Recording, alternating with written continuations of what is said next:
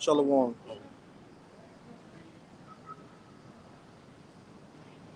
You good? Okay.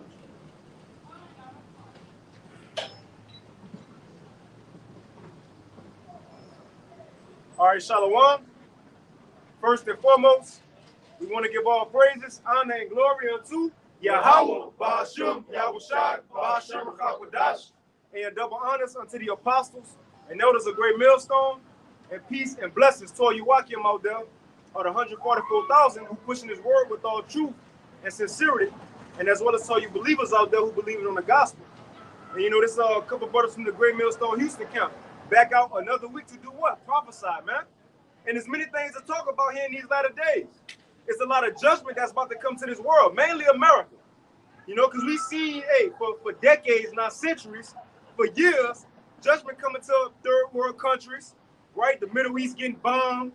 They are going through famine in Africa. But why nothing never really happened in America? And everything that did happen in America, they did it. What, the Boston Tea Party? You know, they dressed up like the Indians and threw the shit off. You know, 911. You see? That was forced by Esau himself. But not real judgment have come to America yet, man. But we finally in a time where it's about to come. We about to see it, man. Women go get judged. Old people go get judged. Little infant babies about to be put to death by the Lord. And if it's too harsh, read the Bible. Read the Bible, man. You know? As the scripture says, a time like never before. You can get Jeremiah 30:7 now. 30:7. We're coming into a time like never before.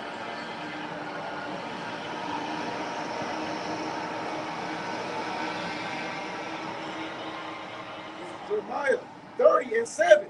Alas, for that day is great, so that none is like it. It is even the time of Jacob's trouble, but he shall be saved out of it. So it said it's a time coming, and no other day is like this day, man. You know? Just a simple thing as newly created creatures, Leviathan, so on and so forth. But what we coming into, nobody have ever seen the type of things the Lord gonna do. Now, we know a couple things, but as the scriptures say, we prophesy in part, we know in part. But that's why we're excited to see what the Lord about to do. We're on the edge of our seat, what he gonna do next. You know, what you think the Lord gonna make America do so all these nations can shoot missiles, you know? What you think gonna kickstart the MOTB coming? What you think this event gonna be to make our hell break loose? So we're on the edge of our seat because it ain't that we guessing or hoping it. We know it's gonna come. We just trying to see when and how, man. That's it. Because Jude of 9, because everything is ready already. It's set and ready to go. You know, that was the point of rumors, right? Rumors of wars. Because those rumors, as they keep beefing, talking shit, and they might get close to going to war, but they fall back, right? You know, America will shoot Iran and kill Iran General Soleimani, and they get close to war, but they'll fall back. So it wasn't that those rumors was to no avail.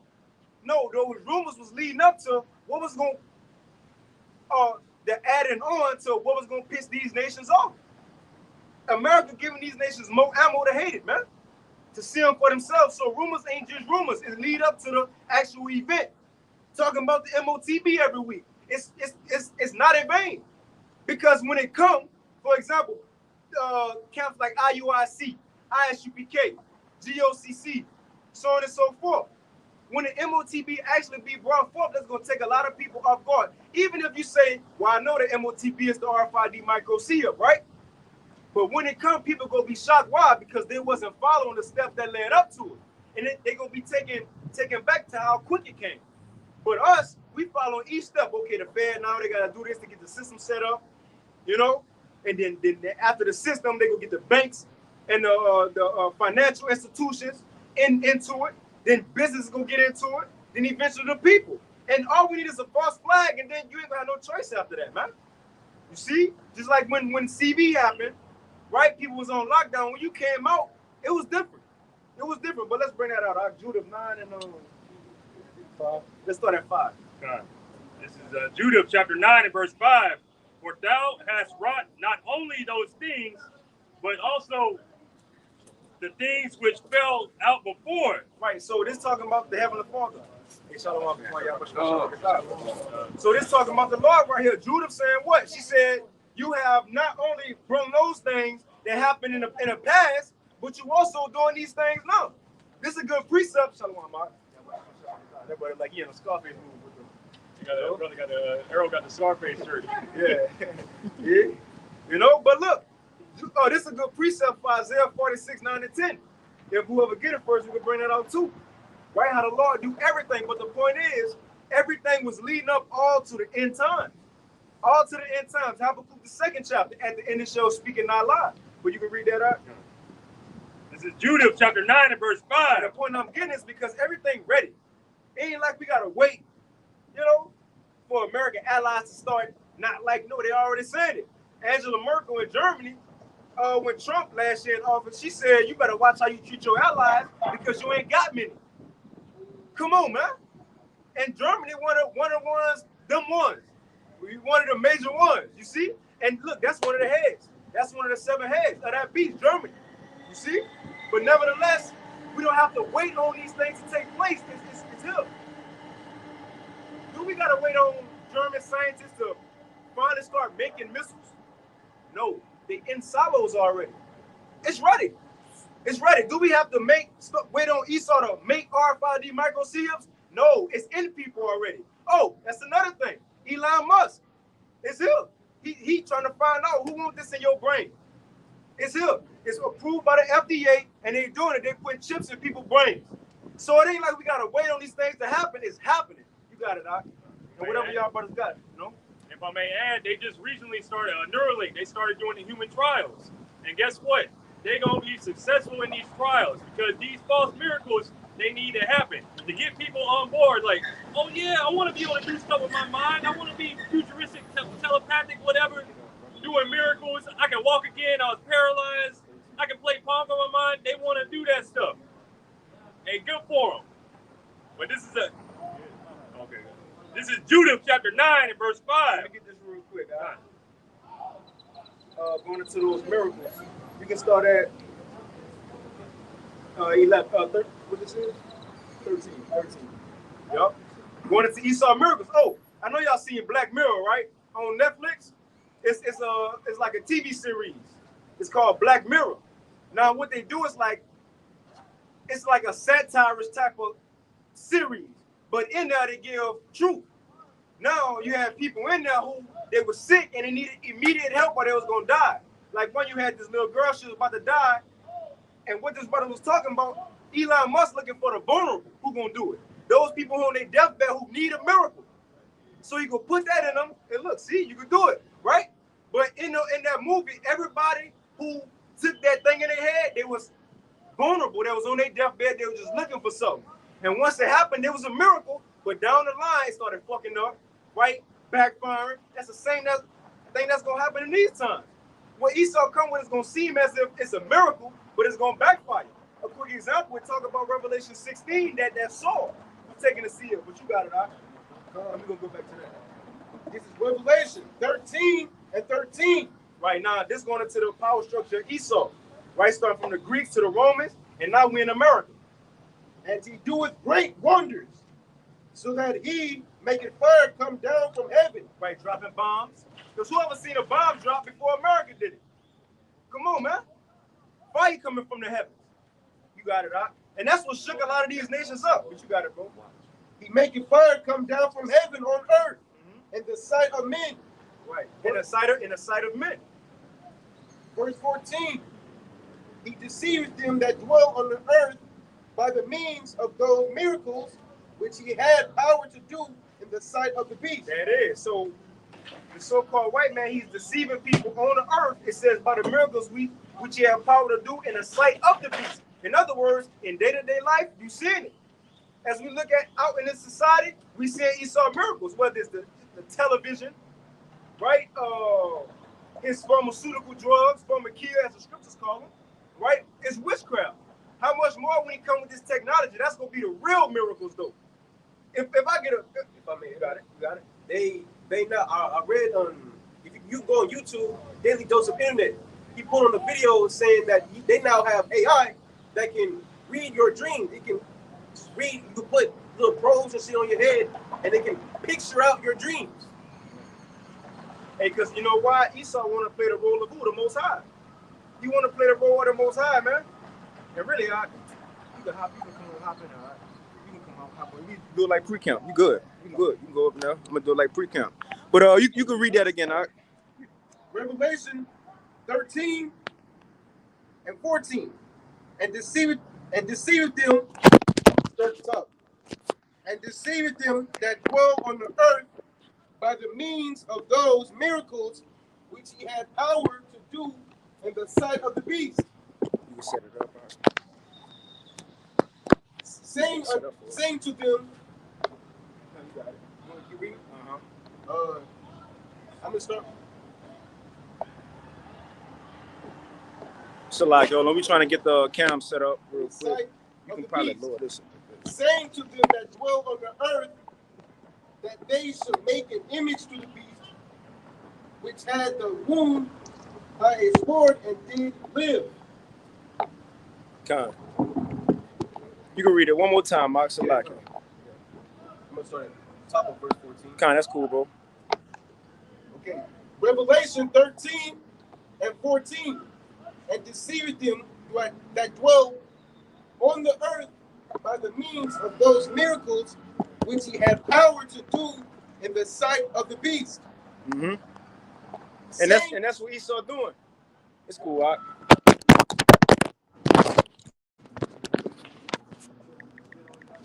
Nah, bro. You can hop in here, all right? You can read it again, all right? Let me start at the top. Con. This is Revelation 13 and 14.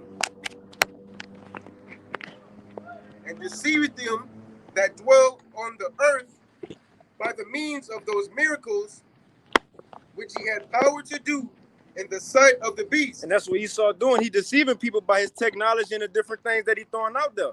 You know? In the sight of the beast, as we see in everyday life. You got it, bro. Saying to them that dwell on the earth that they should make an image to the beast. Mm-hmm. And the nations follow. Right? And the nations follow. But that's it. We can go back to this. Like, I just wanted to get that to show how people was going to get deceived by his miracles. But now this is the point going into everything already said. You got it? This is Judah. This is Judah, chapter 9 and verse 5. For thou hast brought not only those things, but also the things which fell out before, and which ensued after. Thou hast thought upon the things which are now, and which are to come. Right, so she said, look, you did everything that happened before, everything that's happening now, it was your decision. And the things that's to come in the future. You got it, Doc. Yea, what things thou didst determine were ready at hand. What things thou didst determine, right? What is that? The prophecies. It says we're ready at hand. Everything is ready. It's set already, man. Everything is ready. You got it, bro. And said, lo, we are here. For all thy ways are prepared, and thy judgments are in thy foreknowledge. So the prophecy said we here. So if they saying we here, we should know we in them times. 2nd Esdras 9. The Lord says when we start seeing these things on the earth, then shall thou well understand is the very same time Yahweh, Ba'ashim Yahushua, will begin to visit the earth. So it's clear we're in those times, man. Everything is set, ready to go. You know y'all brothers got something? But now we can get 2nd Esdras 15. Get some judgment. Because that's the times we're coming in. It's time for us to again. You can start at 1. Push the importance of these events, man. Push the importance of these events. Because look, once all hell break loose, it ain't gonna be no more YouTube videos you can go to watch. Right? The apostles to see what's coming next. You got to know for yourself. You might not be able to call a brother. You might not be able to. You might not be able to call a brother, hey, shit, where you at? I need help, or what's coming next. The lights might be out. So the point is, right now is the time to get it. Right now is the time to get it because ain't no telling if it's gonna be available after this. Well, it's not because the scriptures prophesied about a famine of the word, so it won't be available. You got it, bro. This is 2nd Esdras 15 and 1. Behold, speak thou in the ears of my people the words of prophecy, which I will put in thy mouth, saith Yahweh Ba'ashem Yahushai. Verse 2, and cause them to be written in paper, for they are faithful and true. Right, so the Lord told us what? Speak thou unto the ears of his people. Who is his people? The Israelites, the so-called blacks, Hispanics, and Native Americans. He said what? The words of prophecy. The things that's about to take place in the earth. And it's for a reason, because our people got an opportunity to hear this truth and repent so they can be spared from the destruction. Now, although he said speak to his people, that's not the only people we speak to and let them know these things. Jeremiah 2:8 says we prophesy to all the nations. But the reason he specifically said his people, because the Israelites, we have a chance, again, to repent and get saved from these things. The heathens need to hear because they got to know their judgment. You see? You got it, bro. Verse 3, fear not the imaginations against thee. Let not the incredulity of them trouble thee that speak against thee. Right, y'all brothers know what incredulity means? Oh, come on, that's milk right there. Incredulity. I ain't telling you, gotta look it up. How you spell that? Yeah, it's unbelief though. Unbelief. Let not the unbelief of these people, hey, fuck it. Who cares? Hey, better them than us. Straight up. So we shouldn't let the unbelief of these people deter us from what we doing or what we believe in. Or make us ashamed because what we believe in. No, man, the Lord said don't let that bother us. And what else? I got it, right? Romans 3:3, for what if some did not believe? Shall their unbelief make the faith of the Most High without effect? Right. So, for example, if you have an atheist walk by and he said, well, I don't believe in the Bible, do that mean missiles not going to still fall one day? If you have an Edomite come up and say, well, I don't believe, I don't believe I'm an Edomite, do that make him not an Edomite? No, he still is. It don't matter. It don't matter what people say, what they believe, this word's still going to be true. And like Elder Yahshua will be saying, everybody is subject unto this gospel. Whether you believe or not, you still moving to the tune of the Bible. You still going to be in these events that the Bible spoke of. Ain't nowhere around these scriptures, man. Verse 4. Come on, that was it. Somebody got to quit. This is Ezekiel 2:5. This is referring to Israel, but still.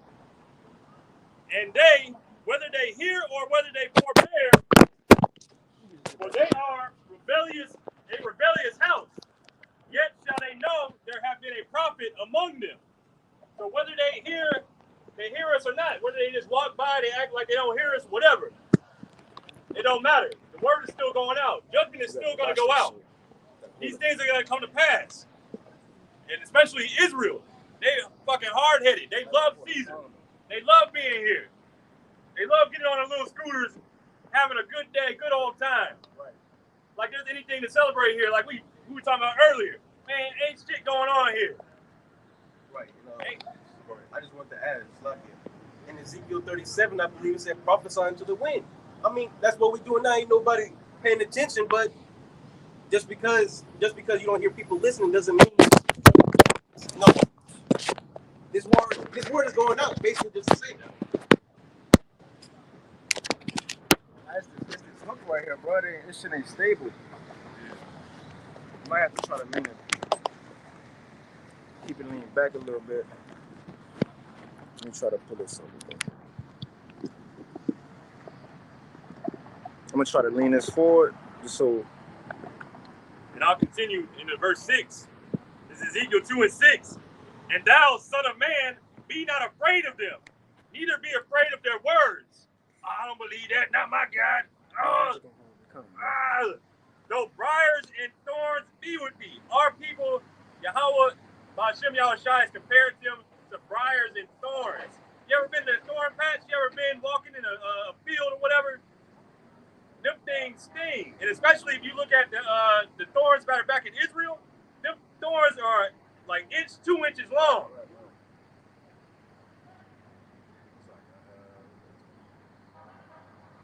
And thou, son of man, be not afraid of them, neither be afraid of their words. I don't believe that.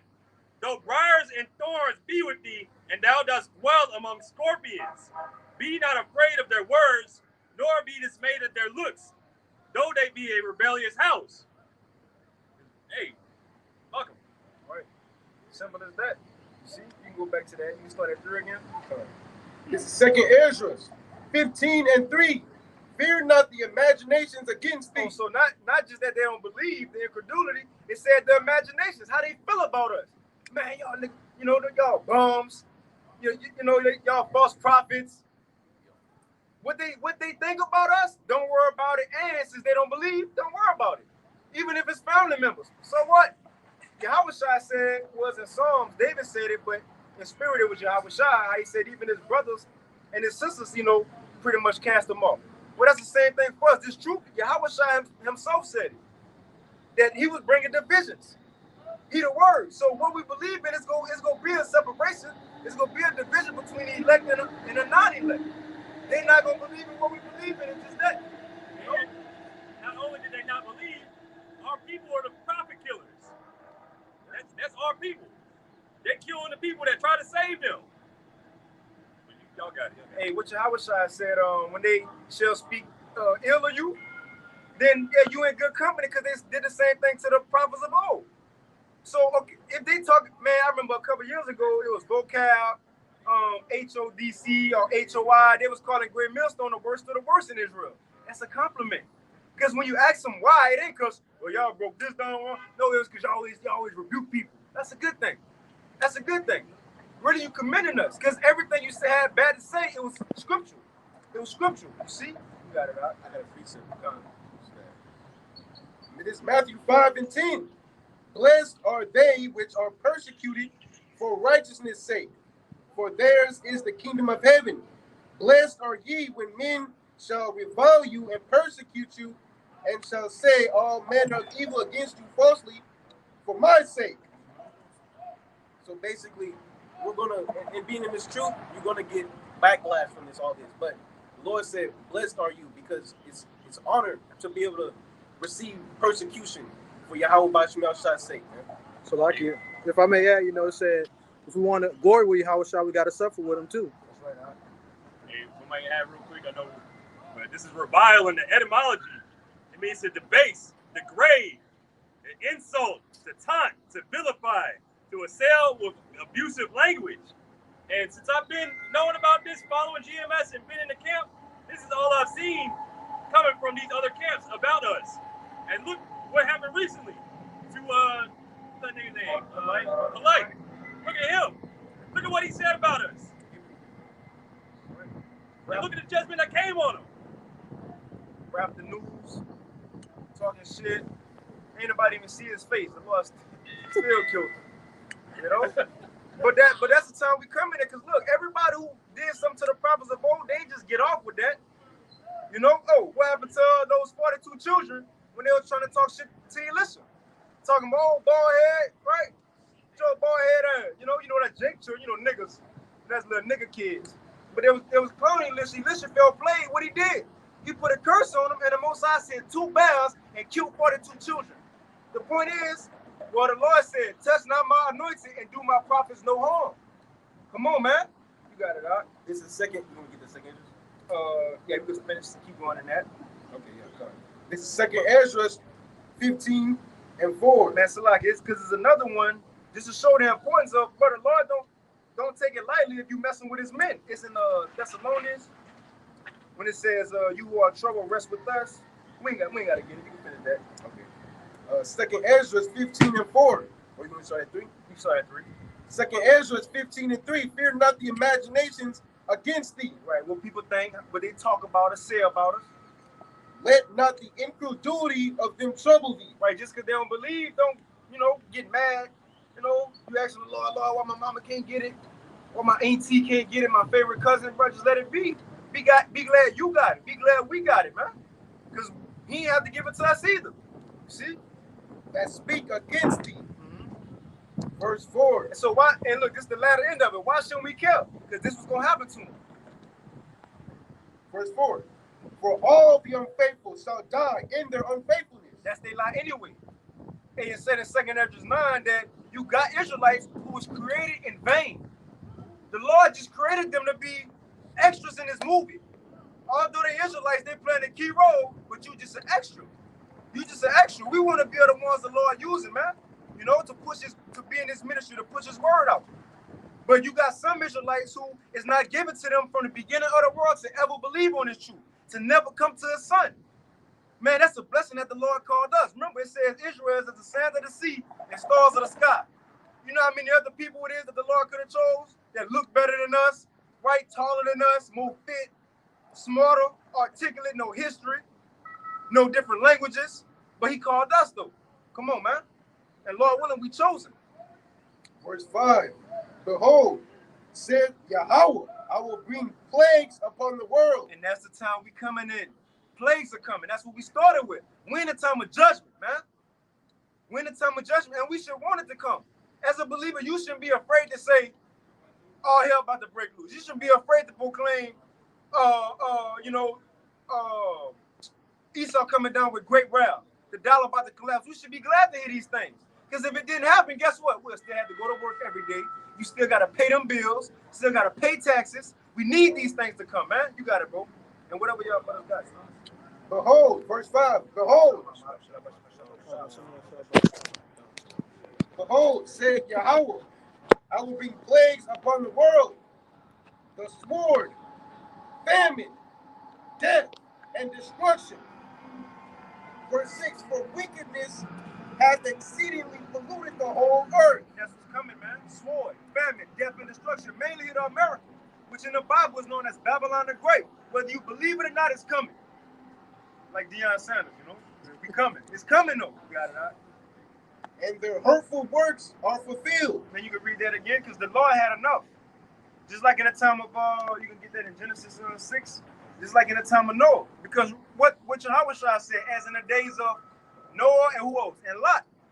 Because in the time of Noah, you had the sons of God again, right? That's the fallen ones people talk about, you know, the Nephilim, the fallen angels. They make it seem like, you know, angels came down and had sex with women. No, the fallen ones are the sons of God falling from that estate, living like and acting like these heathens, man. We those. That's why I said, Jew, we ain't got to get it, but we the fallen ones in this estate we in. We fell, right? We in a fallen estate right now, but we still Yashar, the sons of God. So when you go into Genesis, Jake was doing Jake shit way back then, and the Most High got mad at him, and he told Noah, "Look, I had enough. I'm about to flood everybody out. How much more today?" Jake doing Jake stuff, and the Most High, which is Israelites, and the Most High said, "I had enough." He gonna now flood them out with plagues, fire, so on and so forth. Before we go back to that, let's get that with Noah, just to get an example. Because the Lord did say, as in the days of Noah.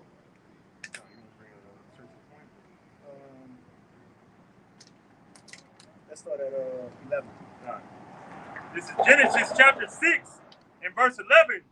The earth also was corrupt before the Most High, and the earth was filled with violence. See, the earth is filled with violence daily, man. And Jake was on a high level back then. Remember, they wasn't far removed like that from Adam too much. You see, they wasn't far removed. So Jake, I'm sure they was tall, handsome, right? Had probably, you know, inkling of power. Who knows? But they was going off, and the Lord said, "Man, the earth is corrupt." Oh, you still had the sons of Esau in the world. Cain, you still had the sons of Cain in the world. So imagine that wickedness. You got it, bro. God. And Yahweh looked upon the earth, and behold, it was corrupt, for all flesh had corrupted his way upon the earth.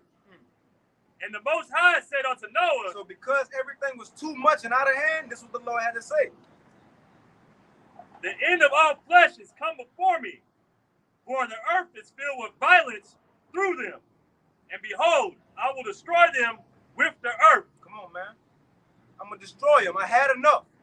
I ain't create this to be like this.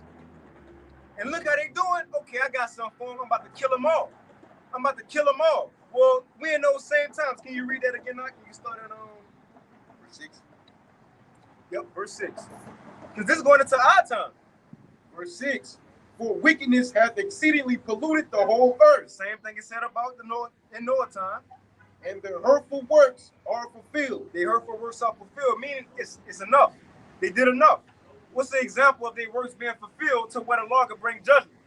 Remember when we was coming out of Egypt, and the Lord told Moses about that land that flowed with milk and honey, right? The land of Canaan. But he said, y'all can't go in yet. Why? Think y'all brothers know why? Because he said the sins of, the Amorites, the Canaanites are not fulfilled yet.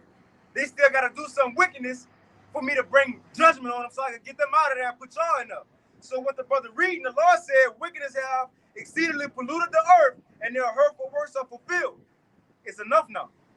Esau did enough to where the Lord could bring judgment. These people in this world did enough to where the Lord could bring judgment, man. And what? And destroy this place. You got it, bro.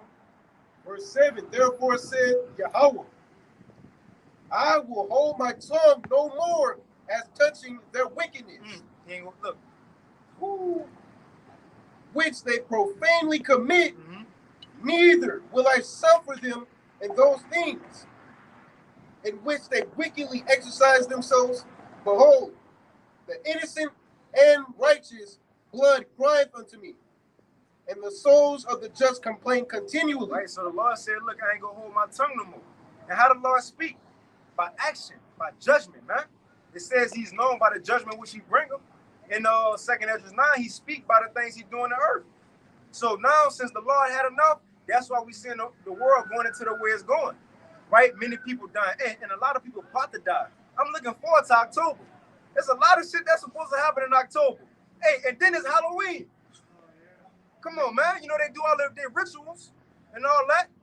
Come on, man. We coming to talk about exciting. Exciting is an understatement for what the Lord about to do. But nevertheless, we coming into October. What's just some of the things they talking about to come in October? CV lockdowns, they said could come back. CV lockdowns could come back. Oh, and they expect those people who've been eating them 50-cent burgers and $1 burgers, whatever they got in them, that might kick off in October. That might ignite in October. What else they talking about? They gonna send a FEMA alert on October 4th to make sure everybody get that emergency. But why though? That's telling you they got something coming.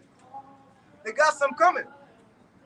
Now, it was also said in October they were supposed to turn up the 5G radiation thing, because whoever got the juice, it was gonna kick them spike proteins up, and who knows what that's gonna do. Now, what else supposed to happen in October? They talking about America's gonna run out of money. Now, do that mean all hell go break loose right away? No. It just means you're gonna start to suffer more, and people ain't just gonna sit back and suffer. What else? The government, they said the government could shut down. That means federal workers, you gonna get furloughed. Certain veterans, you ain't gonna better get that money, right? Those benefits, you ain't gonna better get those benefits. So people about to go through it, and it's about to get cold. Come on, man. Hey, and it's about to get cold. The poor are gonna suffer more first than anybody else. That's what they call people about that uproar. That's what it's designed for, because they taking away benefits. Who mainly got the benefits? The poor. You see that they go, and then even when they come with the digital, they gonna start first with government stuff.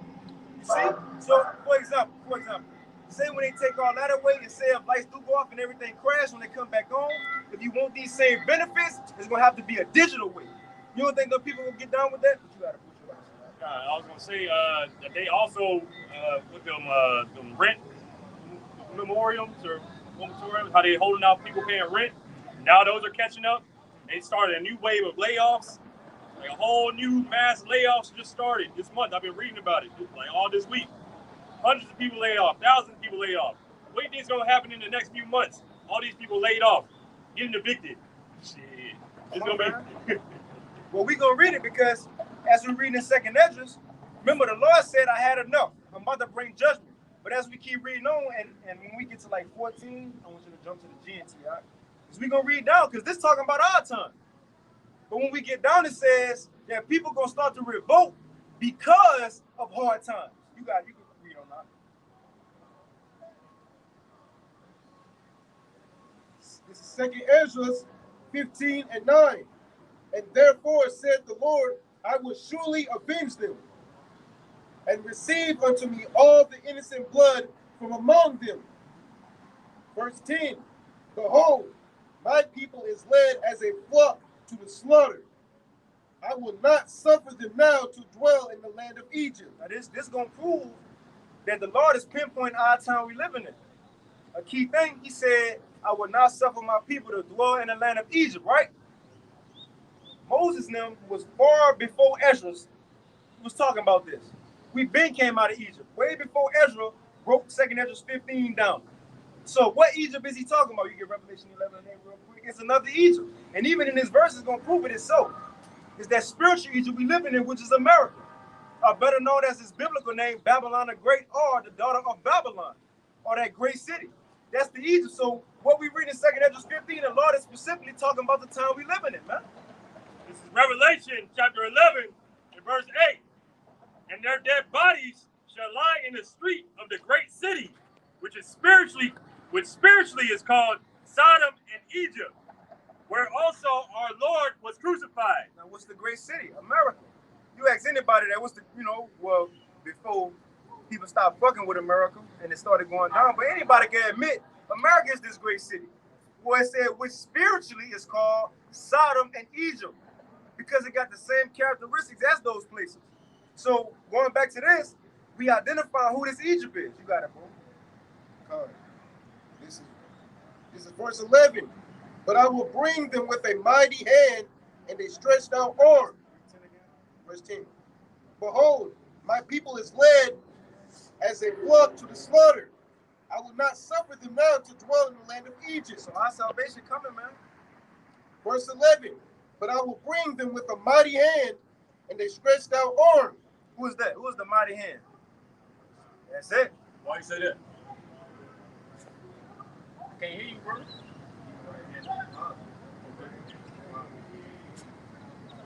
And I will smite Egypt with plagues as before. Key word.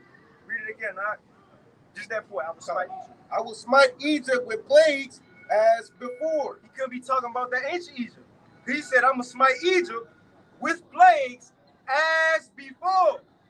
So he going to bring plagues to another Egypt, just like he did to the old Egypt. So again, what's this new Egypt? You just read it. Revelation 11 and 8, America, man. And this last part of this verse is going to prove, because do people still live in Egypt today?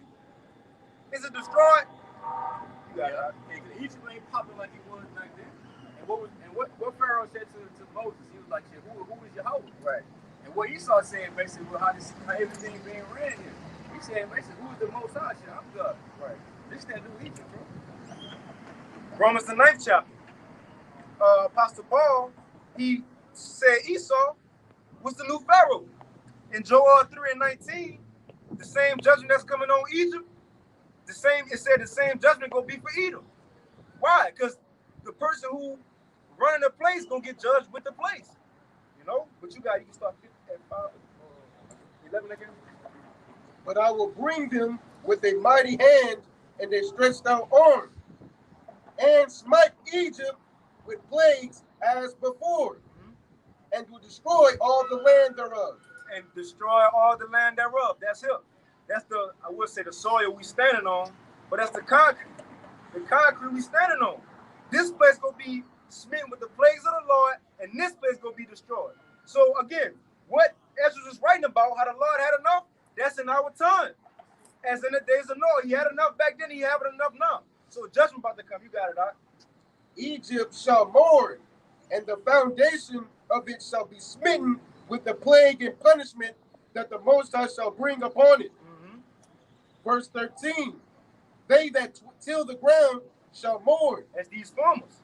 Man, Zanala, we hit, a couple lessons on the Thursday Live talking about how these farmers complaining. Their crops failing, right? The food and stuff they need to get to feed their cattle is so expensive now, right? And whether it's not even that, the Lord drying up their shit. The Lord sending floods to flood their stuff out. Freezes and all different type of stuff, man. Locusts. Locusts, man. All type of stuff. You got it, Doc. For their seeds shall fail through the blasting and hail, and with a fearful consolation.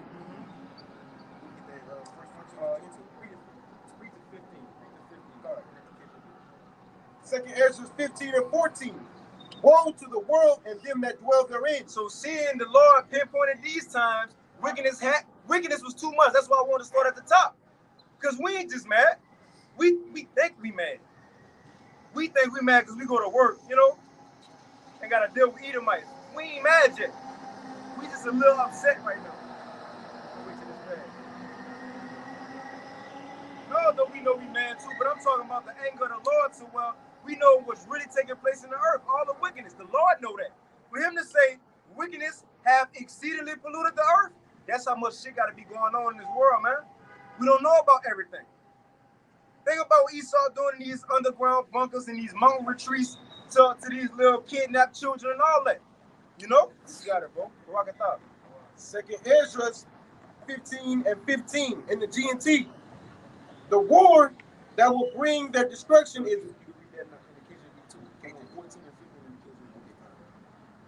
2nd Ezra 2nd Ezra 15 and 15. For the sword and their destruction draweth nigh, and one people shall stand up and fight against another, and swords in their hands. And that's what we about to see. It ain't just got to be an actual sword. You know, that's a gun, that's a flamethrower, that could be a grenade, that could be a butter knife. Whatever a person can use to protect themselves, they gonna use it, man. It could be your fist. Shit. People gonna use weapons to either protect them and their family or to come take something from you and your family, man. 16. Because it's going to why these things gonna happen. No, you read 15? Yeah, come on. 16. Yeah, let's read that 2nd 16. Ezra 15 and 16. For there shall be sedition among men. Sedition among men. That's uprising. A revolt against the government. And invading one another. Invading one another. Your next door neighbor, y'all just go meet at the street, bringing the garbage to the street at the same time. Hey, good morning, man. No, y'all could be invading one another. You know who you think cool we are, wave each day? And that's another thing. It's somebody in my neighborhood. They always had a garage up, and it got nothing but cases of water stacked in there. And every time I pass by my little jog or whatever, I'm like, man, they have no idea. They probably thinking in their mind, yeah, we got all this water, we good. You giving yourself up. Because everybody who see this, when times get hard and they get thirsty, guess what? Everybody on this block gonna think about going to your garage. To your garage. Come on, man. So even now, bro, we gotta watch how we moving in these times, which we know that. But when times get hard, it's gonna be even a fearful thing to when you go to the stores. You can go in the stores, but when you come out, you're gonna have militias waiting on you to take your shit. You see, you're gonna have militias waiting on you to take your stuff.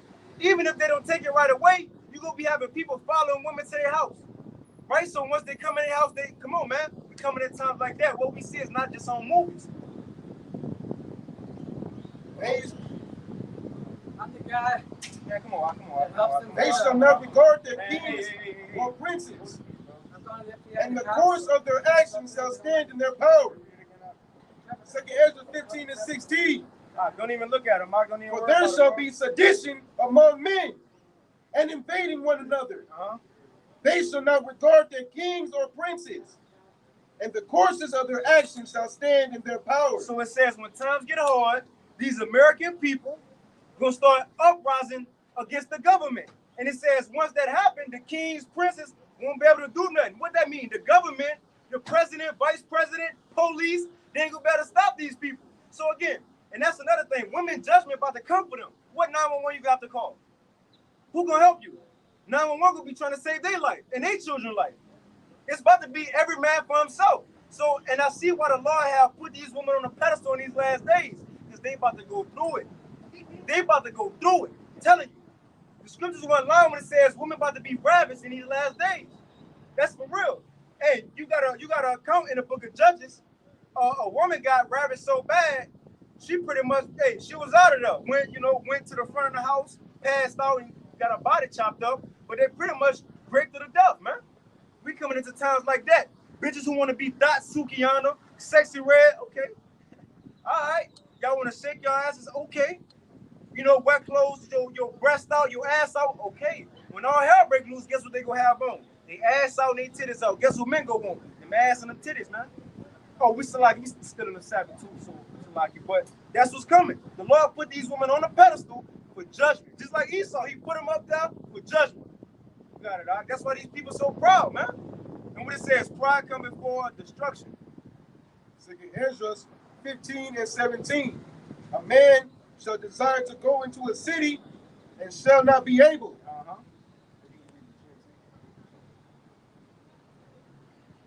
And it's gonna tell us why these things gonna happen. Why? Because time's gonna get hard. People ain't just gonna sit back forever and get their money taken from them. They ain't gonna sit back forever and watch their children struggle and not eat. No, these people gonna do something, man. You got it out. Second Ezra 15 and 17, G and T. There will be no way. Hey, look, the Lord always gives signs. The Lord always gives signs. We were just talking about these women half dressed and what's gonna happen to them. The Lord always gives signs. You got it out. There will no longer be free access to cities. Right, cities gonna be shut down. There's gonna be concentration camps in these streets. It's gonna be checkpoints. In order to get to one place to another, you might have to get that MOTB in you. Because the struggle for power will bring destruction, terror, and total confusion wherever people live. It says the struggle for power will bring what? Destruction, terror, and total confusion wherever people live. It says because the struggle for power will bring destruction, terror, and total confusion wherever people live. Now, watch the why. You got it. Driven by famine. Driven by what? So what's gonna cause all this? Hard times. So everything we read before, how these people go revolt against the government, the police, they ain't gonna better do nothing to these people. It's gonna be driven by what? By famine and terrible suffering. Hard times. People will assault their neighbors and mercilessly plunder their possessions. Hard times. Again, we just mentioned a couple things that said to happen in October. What? Now, if it do, what can we expect for November, December, and 2024, man? And now, mind you, it's not about to let up, brothers. We should know that it's not about to let up. The Lord, there it is. Can you get that for that, brother? Let's get it. Second Ezra 16, and we can start at 38. That's it. It's not gonna let up. As every day go by, guess what? It's gonna get worse. It's not gonna get better in this society, man. It's gonna get worse. More people gonna struggle. More people gonna lose jobs. More people gonna lose their benefits. More people gonna be put to death as well, man. That's the times we in. And hey, look, once repentance and all that, the Lord, bro, it ain't gonna be no more mercy shown in these streets, man. It's gonna be all out judgment. You got it out quick. This is Second Ezra chapter 16, and I'll start at 37. Behold, the plagues draw nigh and are not slack. Let's start at 35. Let's start at 35. This is Second Ezra chapter 16 and 35. Hear now these things, understand them, ye servants of Yahweh. So this is talking to us. So the Lord about to tell us, look, hey, that's what we started with at the beginning of the lesson. Now it's time to get this word, right? The Lord saying the same thing. Get this word, because all hell about to break loose. You got it, bro. Behold, the word of Yahweh, and receive it. Believe not the gods of whom the Lord spake. Behold, the plagues draw nigh and are not slack. See, so before he said the plagues come, he said, get this word first. Get this word first.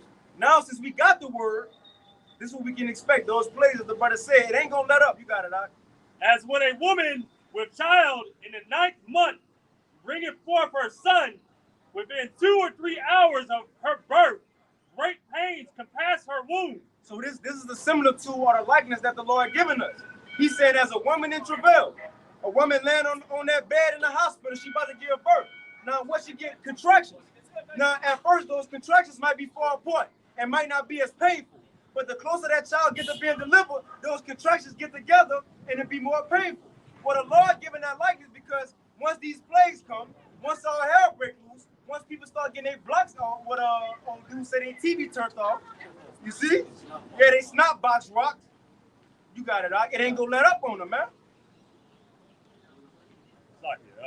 Within 2 or 3 hours of her birth, great pains compass her womb, which pains, when a child cometh forth, they slack not a moment. So he gave that similitude for this purpose. You got it, bro. Even so, shall not the plagues be slack to come upon the earth, and the world shall mourn, and sorrow shall come upon it on every side. So that's why we can say with confidence, we know this shit over with. We know this place over with. And we know the Lord not going to let up. From here on out, it's not going to be a better day. It ain't going to be no hope. Ecclesiastes 12 said it's like you looking outside, you see in darkness. You don't have no hope. It's over with. The American dream is over with. And then even when, Errol, do you dream when you're alive or when you sleep?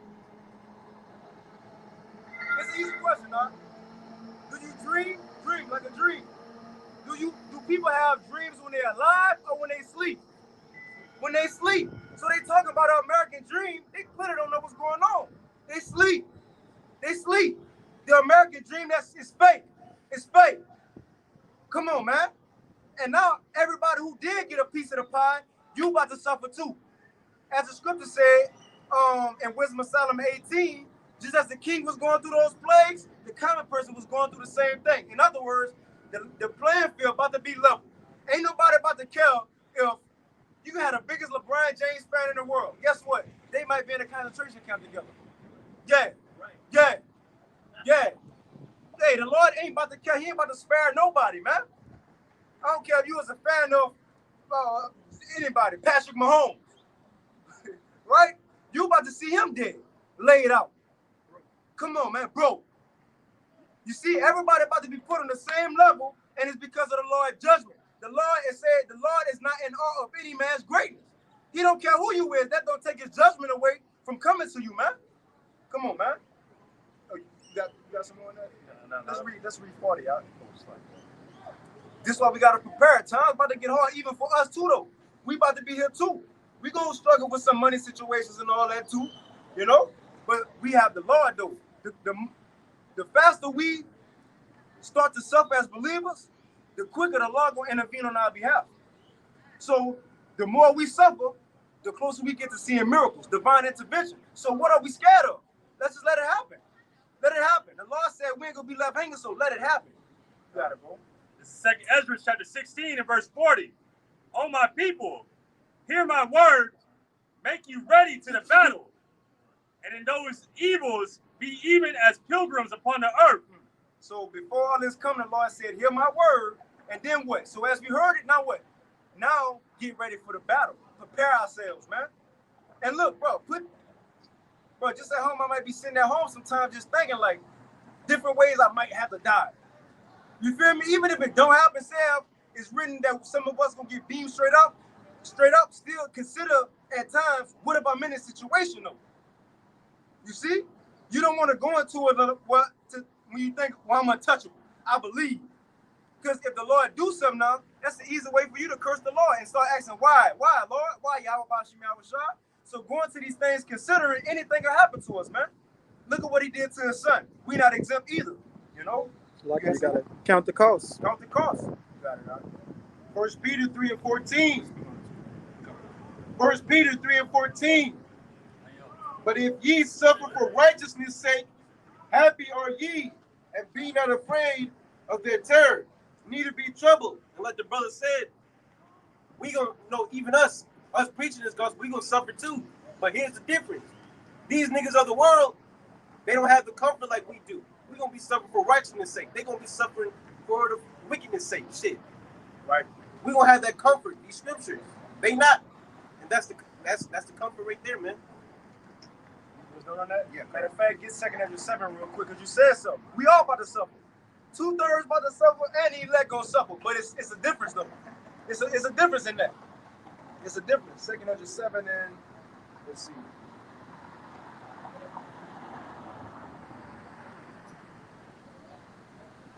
Let's start at 16, appointed 18. 2nd Ezra 7 and 16. Now remember, Ezra was getting a vision of the kingdom. And he was saying, before y'all, as Israelites, can get there, the angel was telling them, y'all got to go through some shit first. Y'all got to go through fire, different trials, and all that. Right? Why hast thou not considered in thy mind this thing that is to come, rather than that which is present? Right, so our mind should be on the kingdom instead of now. Verse 17.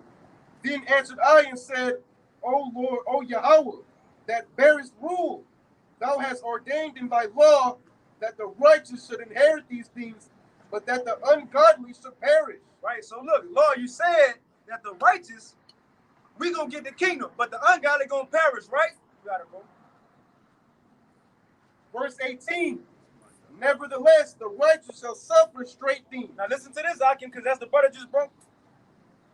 Oh, bring on that suffering. Hey, that's it. Hey, bro, come on, man. Hey, That's like that should remind me of in Numbers. Yeah, bro. Phineas seen that nigga walking in with the He Phineas almost knife. smite that nigga in his chest. Yeah. Oh, yeah, you got it out. Damn, bro.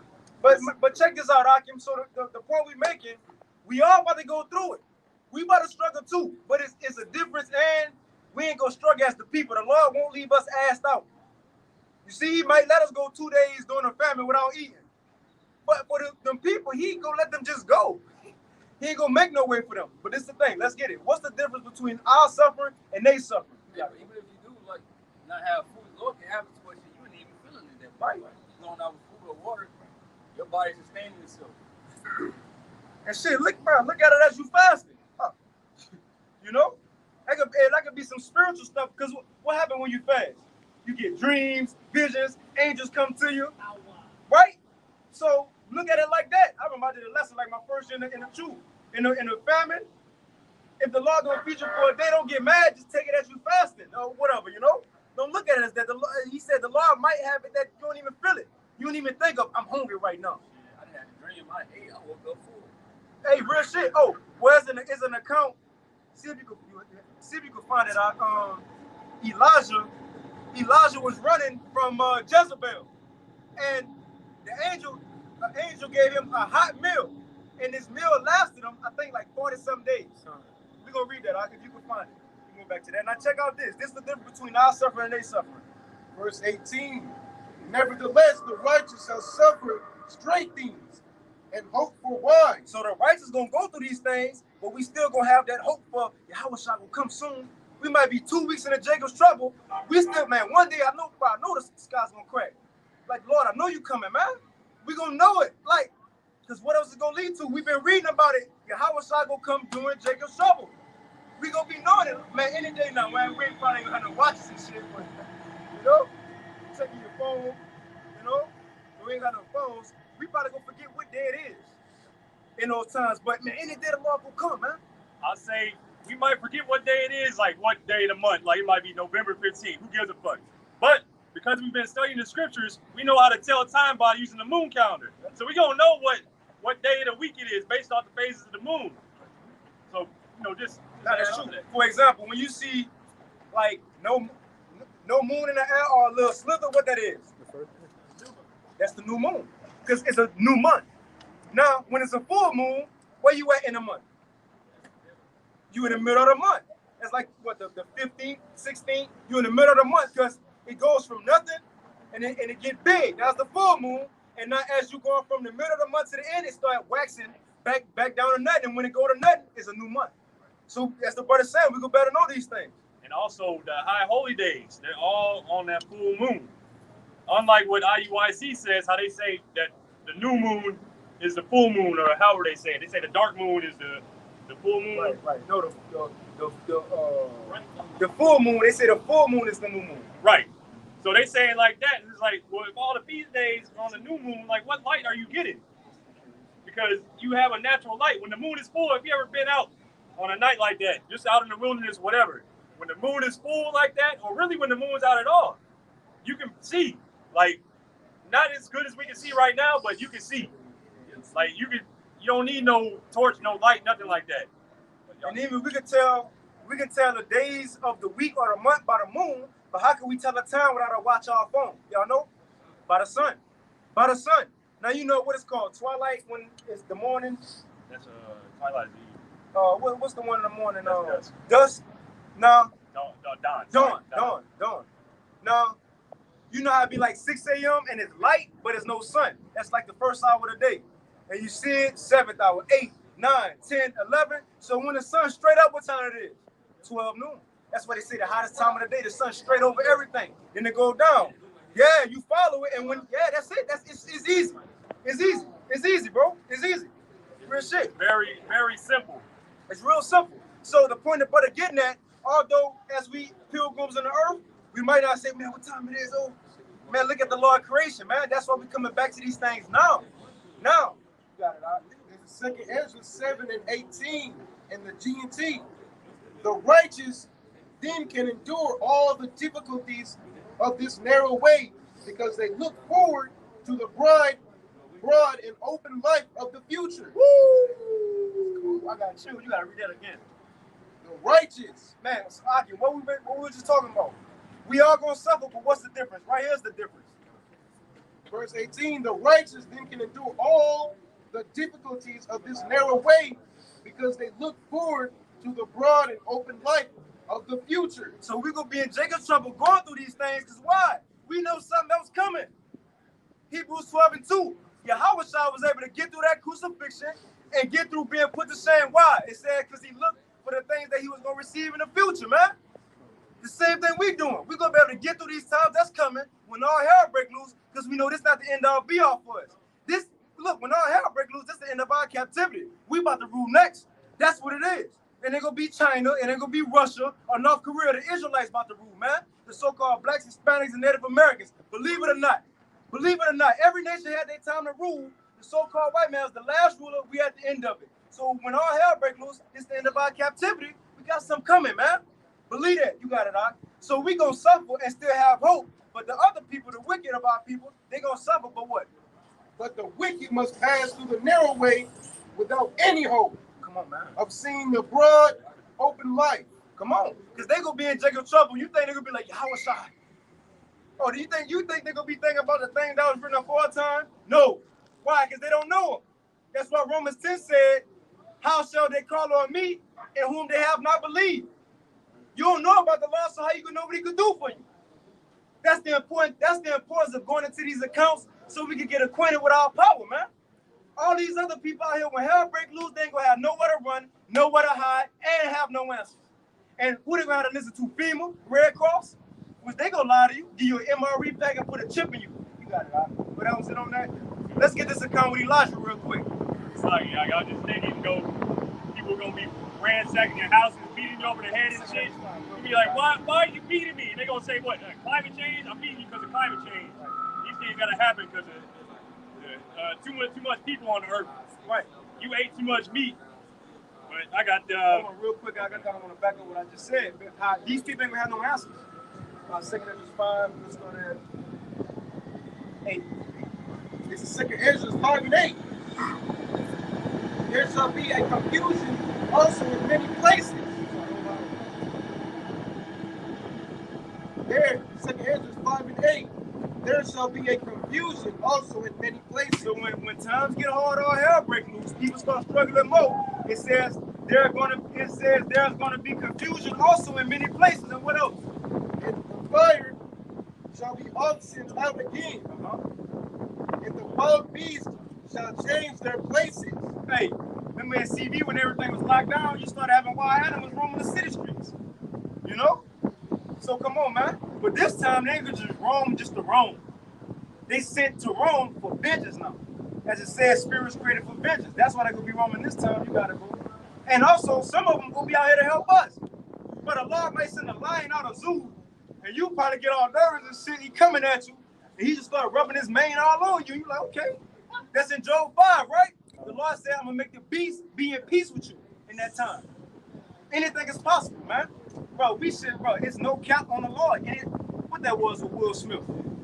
When he had a dog or some shit. I Am Legend. I Am Legend. You know? But the Lord might send those wild animals to help us out at the same time they send to destroy them people. You got it out. And the minstrous woman shall bring forth monsters. Verse 9. And the salt waters shall be found in the sweet. And all friends shall destroy one another. Then shall wit hide itself. So it says friends go destroy one another. If friends destroy one another, what you think enemies gonna do? If friends gonna destroy one another, what you think people who don't know each other gonna do? And understanding withdraw itself. So then it says, so after all that happened, it says wit. You can start that from wit. Then shall wit hide itself. So what is wit? That's your focus, that's your sharpness of mind, right? Your keenness. That says that's gonna be gone. That's gonna be gone. People ain't gonna be, man, bro, think about it. When somebody hungry, they mind fuck with them. When somebody thirsty, they mind mess with them. Put being hungry and thirsty together with a lack of sleep too. And you don't got answers. They're gonna see hallucinations. Yeah, they might be down the street, you know, it's a heat wave on the ground. They think it's water. They start running to the water and jump and shit, the concrete. You know, they got a tall, you know, a woman might have a fat son and a tall son. And she's looking, the fat son might look like a hamburger. The tall son might look like a hot dog. Shalom, man. Hey, if you remember maybe about 10 years ago, I think they had that bath salt shit and whatever other drugs they got out now, people were completely hallucinating. Like, they not even there. They just, I remember seeing a video of some lady, she was just swimming in the street, butt naked. But she just thinking she's swimming in the street. That's it. People gonna be tripping in these days coming. There's a report. There was a man on drugs. He had bit off a man's face, and the guy was on drugs and he bit off the man's face. The police had to try and pry the man off. They had to kill the dude because he wouldn't get off his face eating him. Shit. And the thing is, in the times we coming in, it ain't gonna be no police call to take this man off his face. I'll say, them wait times for the police is getting longer and longer. I seen a video of some chick. She had a dude following her around the store and sniffing her and stuff like that. She tried to call the police. They ain't come for like 3 hours. They put stuff like that though in the background anyway. Like, we ain't really like no emergency. They not. Yeah. It's like whatever. So how much more when stuff is actually an emergency? Like police ain't gonna come out. Shit, no, that's what we talked about on Thursday Live last night. In Seattle, they said, don't call us. Don't call us, nigga. He said, if a robber come to you, just give them what they want. Don't call the police because we ain't gonna help you. If they saying that now, come on, man. Right.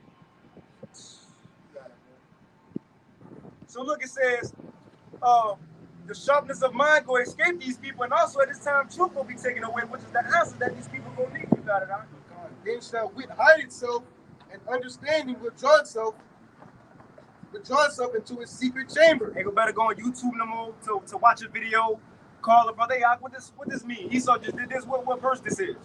It ain't gonna be no more of that. It's gonna have to be in us now. Verse 10, and shall be sought of many, and yet not be found. People gonna be looking for answers at this time, and it says, and they ain't gonna find nothing. They ain't gonna find nothing. The Lord gonna take away his word and leave these people on their own. That's why we've been hearing the importance, man. It's important to get this truth now. Get it now. Then shall unrighteousness and inconsistency be multiplied on the earth. And contingency. Or incontinent, you know, which is a lack of self-control. So it says, once this happened, people ain't gonna better find answers no more. It says unrighteousness gonna increase. That's lawlessness, and also incontinence, incontinency, if I'm saying it right. A lack of self-control. People ain't gonna be able to stop their urge to eat somebody because they hungry. You know, stop an urge from seeing a woman walk by, you know, who they been wanting, a man who been in solitary confinement for years, he gonna be let out of jail. What you think he gonna do when he finally sees some ass? Come on, man. That's the times we coming in. Ain't nobody, if the Lord ain't on your side, you through. You through. That's what the king told the woman in 2 Kings, the 6th chapter, when there was a famine in Samaria. She ate her child with another woman. The other woman, the next day, took her child and dipped. She crying, went to the king. The king was like, what's wrong? She was like, first the king said, how you think I'm gonna help you? Should I go get some out of barn floor or a wine press? In other words, you think I got shit stored up? Now, mind you, this is the king. He ain't have shit either. But what he told the woman, he said, woman, if the Most High don't help you, how you expect me to help you?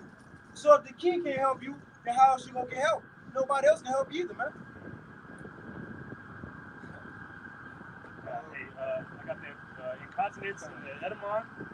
Is an inability to restrain sexual desire, sexual immorality, and inability to restrain bodily functions. Great. People will be getting great. I better bring up the first king. You can get that account. Oh, that's it. Let's get. I just want to get this account for brothers to have in their arsenal, man. Going back to that family. Let's read it out.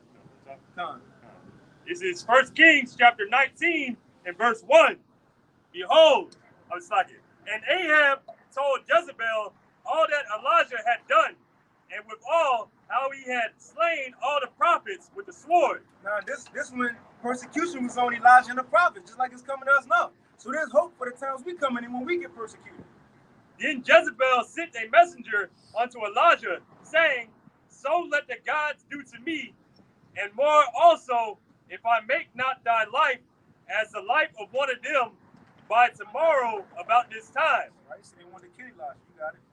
And when he saw that, he arose and went for his life, and came to Beersheba, which belongeth to Judah, and left his servant there. Right. So Elijah ran. Now, ISUBK would have said he was a coward. He was scared. No, he got up out of there. He ran. But he himself went a day's journey into the wilderness, and came and sat down under a juniper tree. Now, check this out. Now, mind you, at the time, it's a famine going on, too. You got it, bro. And he requested for himself that he might die, and said, It is enough, O Yahweh, take away my life, for I am not better than my fathers. And as he lay and slept under a juniper Now, tree, check this out. So as he was asleep under that tree, you got it, all right?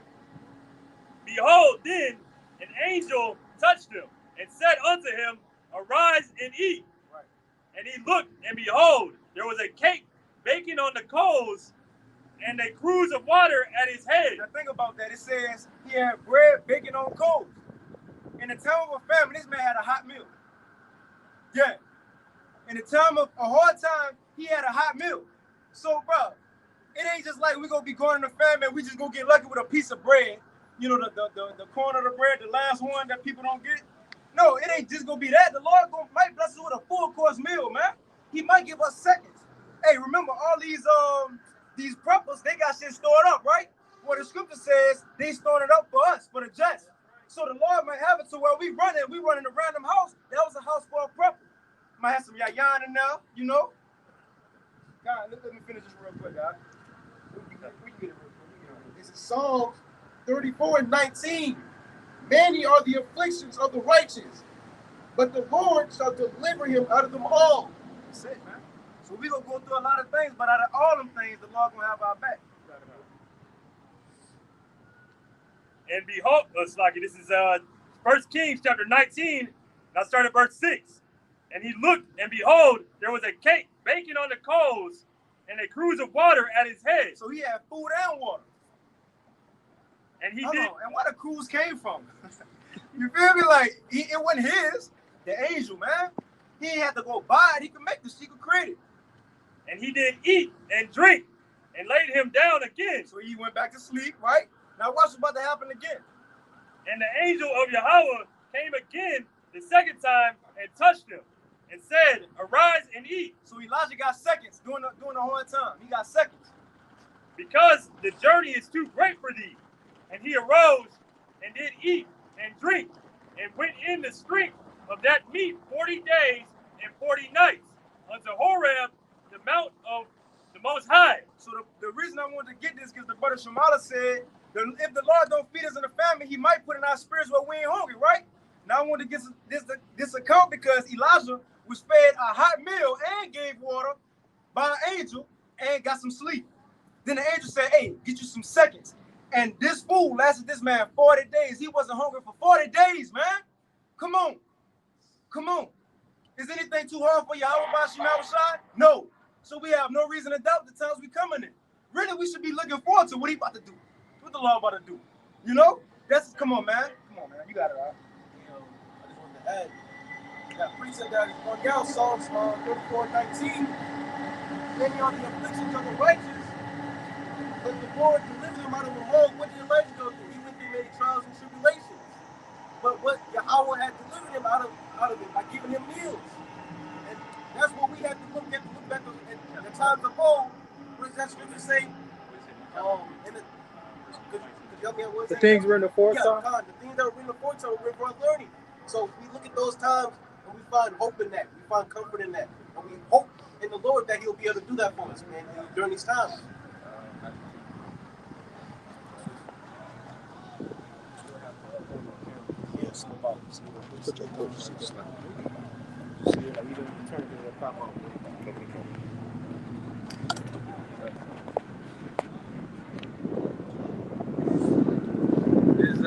Matthew 24, verse 1. And Yahushua went out and departed from the temple, and his disciples came to him for to show him the buildings of the temple. And Yahushua said unto them, see ye not all these things?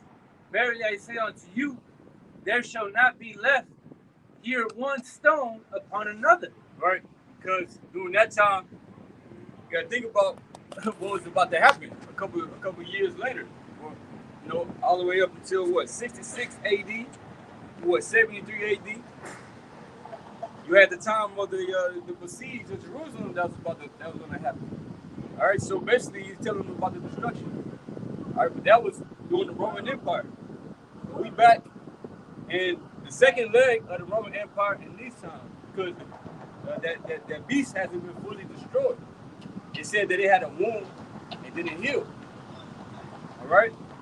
Then Daniel 7 speaks about that beast being given to the burning flame, so it won't be able to heal.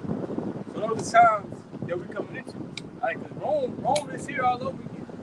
All right, there's always comparisons that's being made between America and Rome. This is the same shit all over again. Right. All right. So this is the same generation that was back then. All right. During the time of Rome, right? When Yahushua was on the scene, when the believers, right, were everywhere, preaching his word, right? Hey, we in those times again. Acts 2.0. You got it, bro. Kind of says, that shall not be thrown down. Verse 3 is... What it said about Revelation 18, about Babylon. That with violence, Babylon shall be thrown down.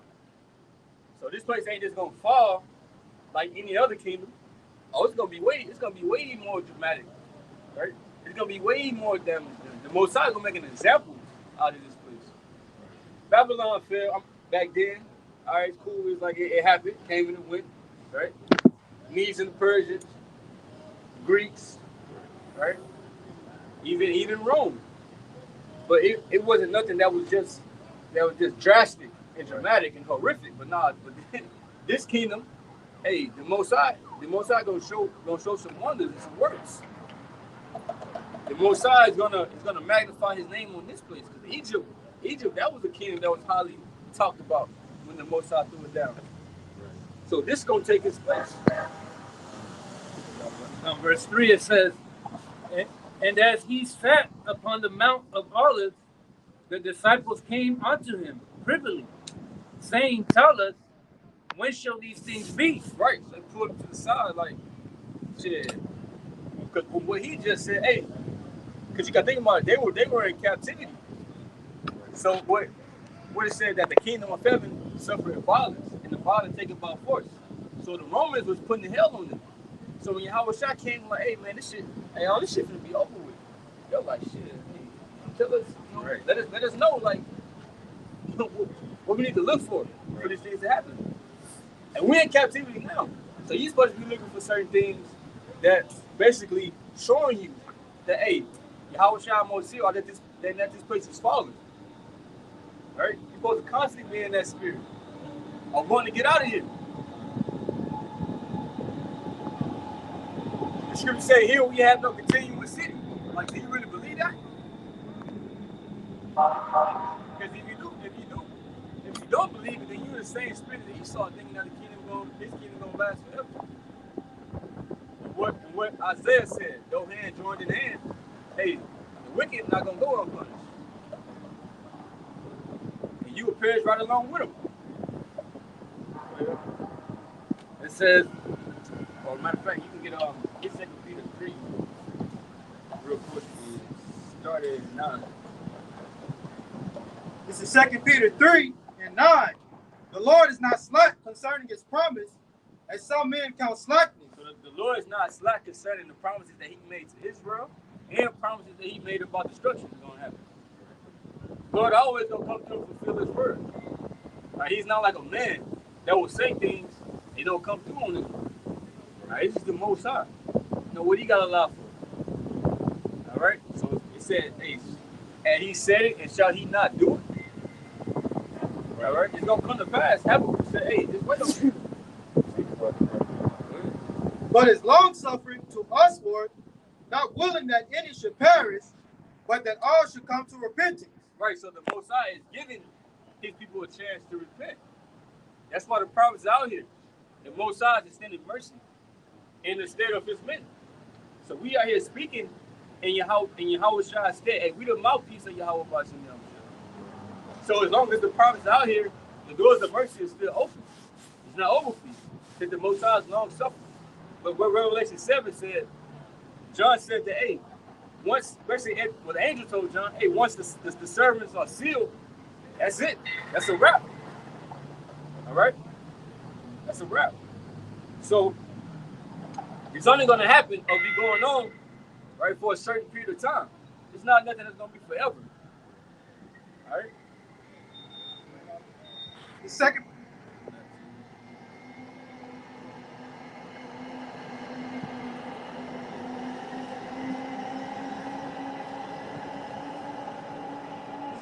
Peter 3:10, but the day of the Lord will come as a thief in the night. Right, so the day of the Lord will come as a thief in the night. Now a thief, it's not going to be like a convict thief. You know, like a thief, when they come into the house, they making all type of noise and shit. What was it? What was it when Smokey and them went up in Debo house? Right. What was it, Debo? He was in there making all that goddamn noise. It ain't gonna be like that, bro. All right, dropping shit. Right. A thief. This the type of thief, because it's talking about Yahweh Shai. He gonna come in like a thief. Right. And he gonna creep up on people unawares. Right. Because we telling you that Yahweh Shai is coming back. But hey, people don't want to listen. They into whatever they into here. Because Babylon is full of things that will grab your attention. Right. There's a lot of things you can get into and get involved with. So basically what they're saying is you're going to be distracted on whatever it may be. And how is that going to pull up? Right. But the day of the Lord will come as a thief in the night, in the which the heavens shall pass away with a great noise. And what that's talking about? That's talking about the nuclear destruction. All right, this man's rulership is about to be thrown down with nuclear fire. All right, what other kingdom has been through that? You had Sodom and Gomorrah, right? But that wasn't really just like no kingdom like Egypt or something like that. But the Most High is about to wipe this place out with nuclear fire from shit that ain't never been used before. It's about to be horrible. And it's going to be broadcasted. So when everybody going to see America fall. Right. Like everybody seen us in captivity. You made movies about it. Right? Everybody seen that shit. So everybody going to see you fall. And even when you in chains, you're going to be humiliated. Right? Everybody going to see you for what you really is, Esau. It said that Cain was a fugitive from the bagel barn. Fugitive, somebody that's basically, hey, you been on the run. You run from judgment. Your judgment has to came. But it's coming though. Right? And the elements shall melt with fervent heat. The earth also and the works that are therein shall be burnt up. Right, so the elements shall melt with fervent heat. So, if you know about elements, say that everything got elements in it. So everything gonna be burnt up. It says in the works. So everything and everything in this place is gonna be destroyed. Revelation 18 goes into that. World War III will happen. America will get touched. The big bad America. It won't be big and bad forever. It is slowly losing its power. Like you got Russia to worry about. You got the other nations over there to worry about. You can't just be the bully no more. And then you're going to have your own allies turning against you. So you're going to have no friends. So you see how everything just going to turn around like that full circle. Because we got abandoned at first. The Most High went with us. We had to go into captivity. We were humiliated. We lost everything. But now the Most High is slowly doing that to Esau. 2 Peter 3 and 11, seeing then that all these things shall be dissolved, what manner of persons ought ye to be? Right. Seeing that these things shall be dissolved, and America will be turned into ashes. Anybody that's over here and don't get delivered in the chariots.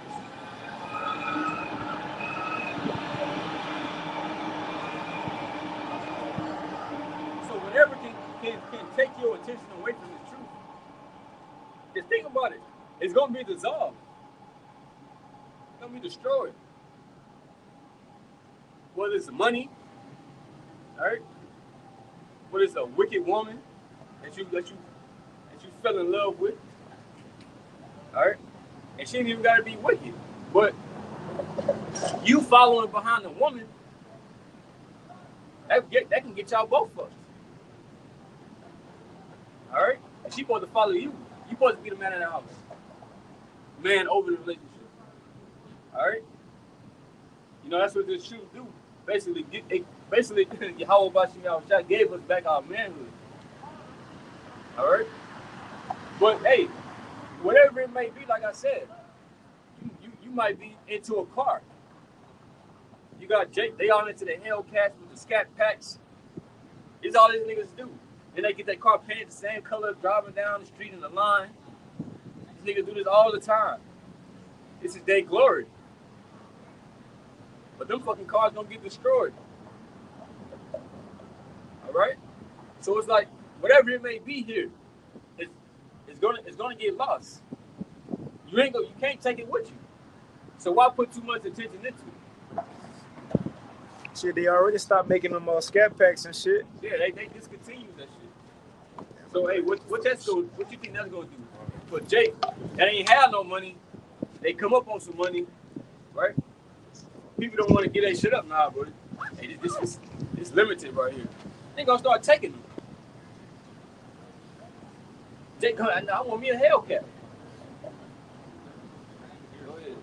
Seeing then that all these things shall be dissolved, what manner of persons are ye to be in all holy conversation and godliness? So how should you behave? Basically what that's saying. Seeing that you know all these things are gonna happen. How should you be? What should you be doing? If you bullshitting or you doing you cold like how I said in Revelation 3 and 15. Rather you be hot and cold, not lukewarm, right? So if you ain't on the mission, like how should you behave really? And you see all these things happening. You should be trying to do everything that you can to be saved. You got a family, your family too, because bro, they depending on you. They don't even have no knowledge of what's going on. But the Lord can save your family through you. All right. Looking for and hasting until the coming of the day of the Most High, wherein the heavens being on fire shall be dissolved. Right, so it said looking for and hasting. So that's what we're supposed to be looking for the destruction of this place. Because the destruction of this place is our freedom. So what, you ain't got to worry about nothing. You won't have stress no more. Stress, all that shit gonna get parked over here too. For us, of course. Bro, we're not gonna have to worry about anything. Once I say, look, I'm gonna take away all your pain, sorrow, tears, and the kingdom of heaven gonna be full of peace for the Israelites. You don't want peace? You want to stay in this kingdom, continue to rot away, having to go to work, getting heavily taxed, right? Getting finessed by the government, shot down by Esau Edom, this police officers, getting discriminated all the time. All right? As long as we here, bro, we gonna suffer. Even if you are doing good, you fucking selfish, because what about the rest of your people? You should want all your people doing good. Right? And this is what we out here for. Of course, we know that the elect is going to be saved first, but through the elect, our people that perish on this side going to come back. And we all going to be right. This is what we want to see. We want to see all our people on top. Not just a LeBron or, can't say Kobe, but he ain't here no more. Whoever, Floyd, And if you do have riches in this kingdom, it ain't shit. Deion Sanders not hot, right? Deion? Get mad now. Yeah. I seen an article today. They said he's the savior that the black African Americans been looking for. Real shit. Yeah, they always look for any type of savior, any type of thing, any type of God or idol, right? Or anything besides the Most High. And the Most High makes it plain that he exists. All throughout history, what would they do? They wanna select something else, something that might be more enticing. All right, we got niggas love football.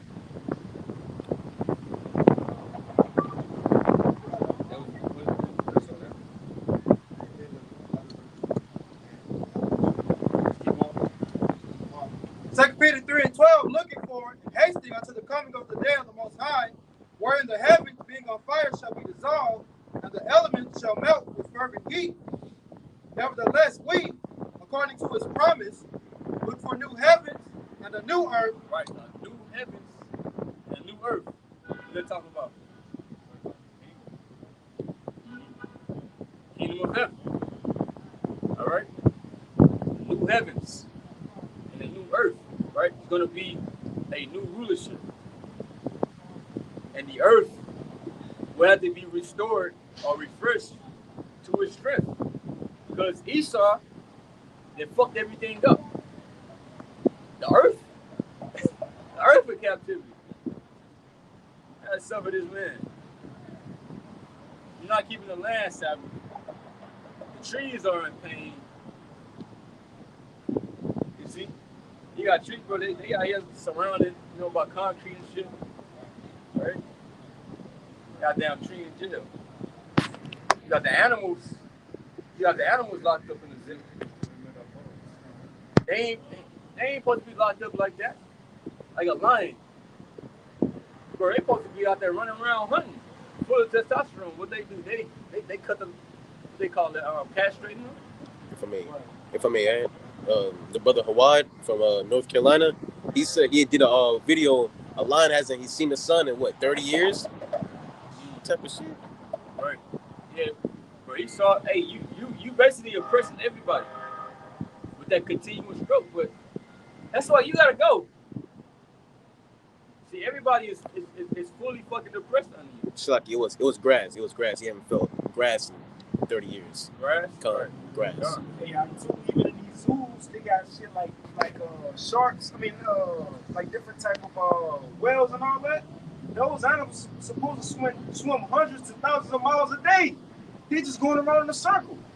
And then by the Houston Zoo, if brothers ever go, a cheetah supposed to run up to hundreds to thousands of miles a day. They got the smallest cage in the Houston Zoo. It's probably, some dog cage is probably bigger than that shit.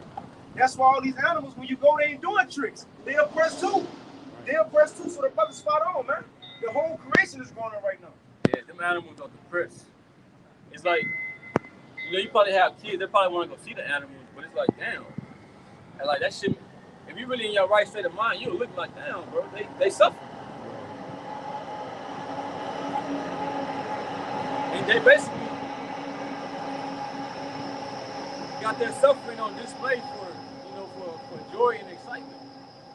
They used to have us in the zoo like that. Nevertheless, we, according to his promise, look for new heavens and a new earth. So it said according to his promise. And what he said back in the 9th verse, the Most High ain't slack concerning his promise. So this is what we're looking for. A new rulership. Because we supposed to be the rulers anyway over the whole entire planet Earth. This man ain't supposed to be in control, but according to prophecy, he had to go this way, but he not meant to rule forever. And people gonna love it when we in rulership. Okay? Oh, you get that real quick out? Proverbs 4. I'm gonna keep going on that. You gonna grab this 29, 2. This is Proverbs 29, verse 2. When the righteous are in authority, the people rejoice. But when the wicked bear rule, the people mourn. Right. So when the righteous are in rulership, the people gonna rejoice. Why? Because the right judgment is gonna be going out. Because who the only one that are labeled as righteous? The Israelites. The Most High showed us the way how to rule. Showed us how to handle matters. We got the answers to life. Through the law. So through the law, the right judgment is going to be going out on situations. Right? It's going to be fair through the law. Ain't going to be no adultery. Right? Nobody ain't going to be able to be committing no damn adultery in the kingdom of heaven. Everybody going to have to abide by these laws. It's like we got to abide by Esau's laws. You got to do everything according to this man's laws and his system. Or what? You get penalized. You don't think we'll have no type of penalty for them if they do that? Yahweh Shah spoke about you shall break them to pieces like the potter's vessel. What you think that? Just imagine a potter's vessel like breaking on the ground. But you comparing that to what you're gonna do to a person. That's pretty dramatic right there. That's terrifying. Like when dude going to you, like, I'm gonna break you in fucking pieces. Oh, that don't sound too good. Right? There's Proverbs 11 verse 10. It says, when it goeth well with the righteous, the city rejoiceth, and when the wicked perish, there is shouting. And that's how it's going to be in the kingdom. These other nations are going to be rejoicing over the fact that Esau Edom is done, put in his right place, which is to be in the bottom of the barrel, so to speak. And when we're in our rightful position, which is to be above all these other nations, these other nations are going to be rejoicing. They're going to be very happy to have us as rulers. No, well, like how it says in Isaiah 14, it goes into how when man, I have to get it. Yeah, I have to get it. Isaiah 47. Yeah, 14. This is Isaiah chapter 14 and verse 7. The whole earth is at rest and is quiet. They break forth into singing. Right, you see, and that's already in the kingdom. That's when the rightful rulers, how the brothers are going into us Israelites, the so-called Negroes, Latinos, and Native Americans are in their rightful place, which is to rule. You see, that's how it's going to be. The whole world is going to be at rest. Everybody's going to be at peace, man. There ain't going to be the scriptures go into, there shall be no more war, man. There ain't going to be no unrighteous deaths. You see, there ain't going to be some a vain death. You know, there's going to be order and judgment, so there is going to be death, but it's not going to occur out of just going to fight a war that no one really knows what is happening and why we're going to it. Somebody got robbed and they got killed right because they wanted their shoes or something. That shit ain't going to be going on.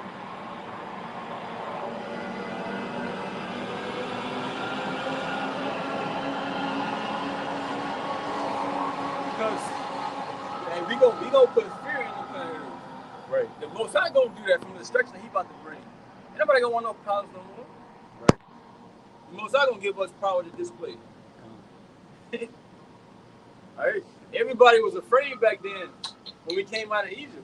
That's why a lot of people didn't want us passing through their lands. You read the account with Balak and Balaam. He's like, man, hey, you gotta curse these people because we was on top. They were like, shit, bro, I could be next. All right. So that's why they want to do something. Hey, nobody wants to see Israel on top. They trying to do something now. Even when you read about the account when Yahweh Shah was born, they said, hey, he was the king of the Jews. Right. Herod was the king of the Jews. Right. Herod like, oh, God damn. They're like, oh, but tell me, go find out where he at, so, I can come worship him too, trying to be selfish. Right? But we prophesying of the same king to return. Right. So what are we doing? Really? Treason. Mm-hmm. And Esau can get us alone for that. Yep. Treason. We saying, hey, your kingdom about to fall. Your place going to be destroyed. By missiles. So you going to lose. And Yahweh Shah going to come free us. All right. We probably between our two of you.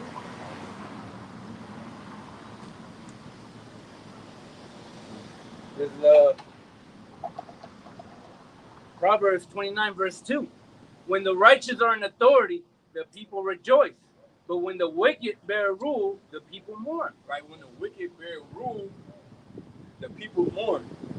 And Esau, bro, he don't give a damn about nobody. Right?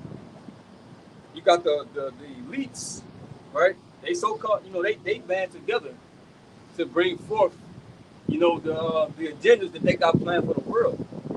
They don't anybody outside of them, bro. They really don't give a fuck. They don't give a shit. No, all of the poor, we got the middle class, and even what's considered the rich. They don't give a damn about you. You ain't really got no money. How they got money? All right. Esau is willing to fuck up his own people to accomplish his goals. You got one real quick. This is Sirach 14 and 5. He that is evil to himself, to whom will he be good? He shall not take pleasure in his good. Right, so he's evil. Like he was going into. If you're not a part of that elite and it's that small circle, he don't care if you his own people. He gonna fuck you over just like you another nation. He don't care. Shit, they about to stop caring for each other. I mean, Real shit. Like, bro, they'll kill one another so they can gain more power. Yeah, Esau don't care. All right, that's why he got to be taken out. This man he has a destructive personality. All right, because the like I said, it's basically the insiders, or what they call themselves, the illuminated ones, on the left hand side, right? They get together and they have their meetings, and it's really like fuck everything else. Like they don't care about the poor. They don't care, especially the Israelites. They ain't worried about that. They trying to fill their pockets up. They trying to gain much more wealth, like they ain't even already got enough. And like the brother said, even when it comes down to it, if they gotta do something to one another, they gonna do that to get on top and get ahead. Cain showed them attributes. He killed Abel for nothing. All right. Go back to If I can add an example, now people think the iceberg sunk the Titanic and shit. But it was said that Rothschilds, it was one of the richest. You can look it up too. like insurance shit. Yup. And yeah, one of the richest men in the world at the time, over the Rothschilds, he was on the ship. Now the Rothschilds them got tickets too. But the thing was, right before 11, they got off. Right. They got off. Why? Because they needed him to die so they could go on with their industrial so they could come like that. Right. Bro, Esau ain't slick. People, it was a couple years ago, it was a couple, the higher up elites that they was trying to, I think the Rothschilds wanted to get them out of the way. They was on a plane, the plane just crashed. It was like four billionaires, trillionaires. But they do stuff like that so they can get a leg up, huh? Even with like I said, the whole Titanic thing, but that's a whole money scheme. Right. It was basically some insurance because they had a so-called ship that was basically it looked the exact same as the Titanic.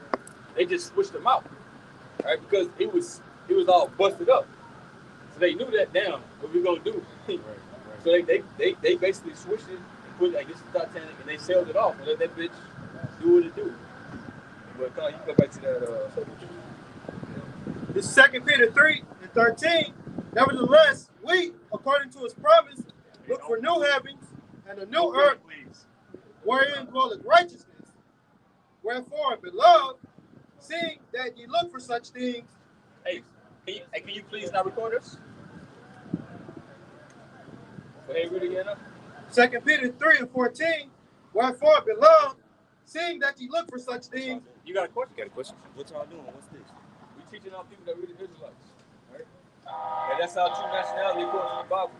And that America's gonna be destroyed, right? So we telling our people they need to repent, or you're gonna get caught up in the destruction. Take a picture of this is who you are. You ain't no African American and all that. Mexicans ain't Mexicans. We're all the same people. We got biblical nationality, bro. No, you're not. You ain't. Right in the You're top. Israelite. How we even got the African people? That's the question. You Second Peter 3:14. Wherefore, beloved, seeing that ye look for such things, be diligent that ye may be found of him in peace, without spot and blameless. So we try to be diligent to be found without spot and be blameless, unspotted from the world. All right? Because our people, they out here living in darkness. They doing whatever the hell they want to do. You got the alphabet community, they doing whatever the hell they want to do, right? Especially our people amongst that, take it to the next level, right? Another man shouldn't be with another man. Another woman shouldn't be with another woman, right? This is our laws that we're supposed to follow as a people, the Israelites. Right. The laws was given unto us. All right? Hey, brother, don't, yeah, okay, come on. Yeah. Nobody, don't deal with it. If you have any questions, we'll deal with you. We'll deal with you, brother. If you have any questions or something, yeah, what's that? What's what? What's that? Like what they doing right now? That's just burning incense. That's the question, bro. We talk about people being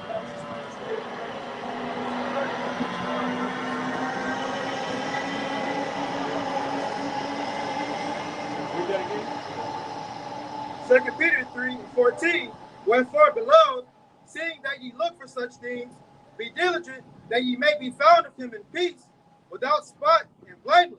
Right? Because the Lord not saving a nigga. That's why you got to repent and you got to change your ways. The Bible speaks about you being born again. If you ain't being born again, you ain't going to be saved.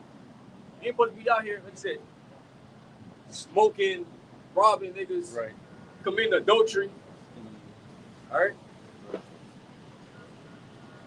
The ways of life are written in these scriptures. Because the way that our people live right now, they living in death. Ain't no glory in that. You got Jake, they glorify being a real nigga. I'm a killer. I got these many bodies, this and that. They make, are you proud of that? You a damn demon. What you think the Lord gonna do to you? Right. Because the Lord got the most bodies. You better go read the scriptures. Right? It's the same God, the same power that flooded the earth. And left 8 people alive.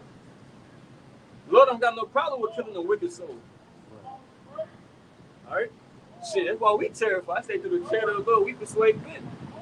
We ain't trying to get caught up in none of that. We know how the Most High gets down. And especially since we already crossed over and started teaching this word, hey, we'll get it the worst. Yeah. All right? Some more on that? Real quick, brother. Just referring to Jake, out here being wicked. The scriptures in Hosea called Jacob no people. Meaning that Jake don't have an identity. Don't have a true righteous culture. Don't have true righteous standards to live by. Black culture is a collage of beliefs, okay, that stems back from slavery, but really it's an offshoot of what Esau believes. It just, mixed up with black, Jake's spirit on it, okay?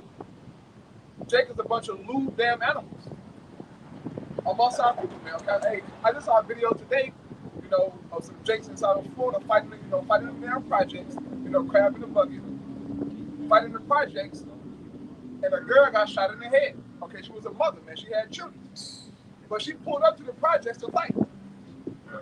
And, the man actually started shooting, and she got shot in the head, man. All because she wanted to show, that she's tough. Our women are like men, okay? Fucking beast.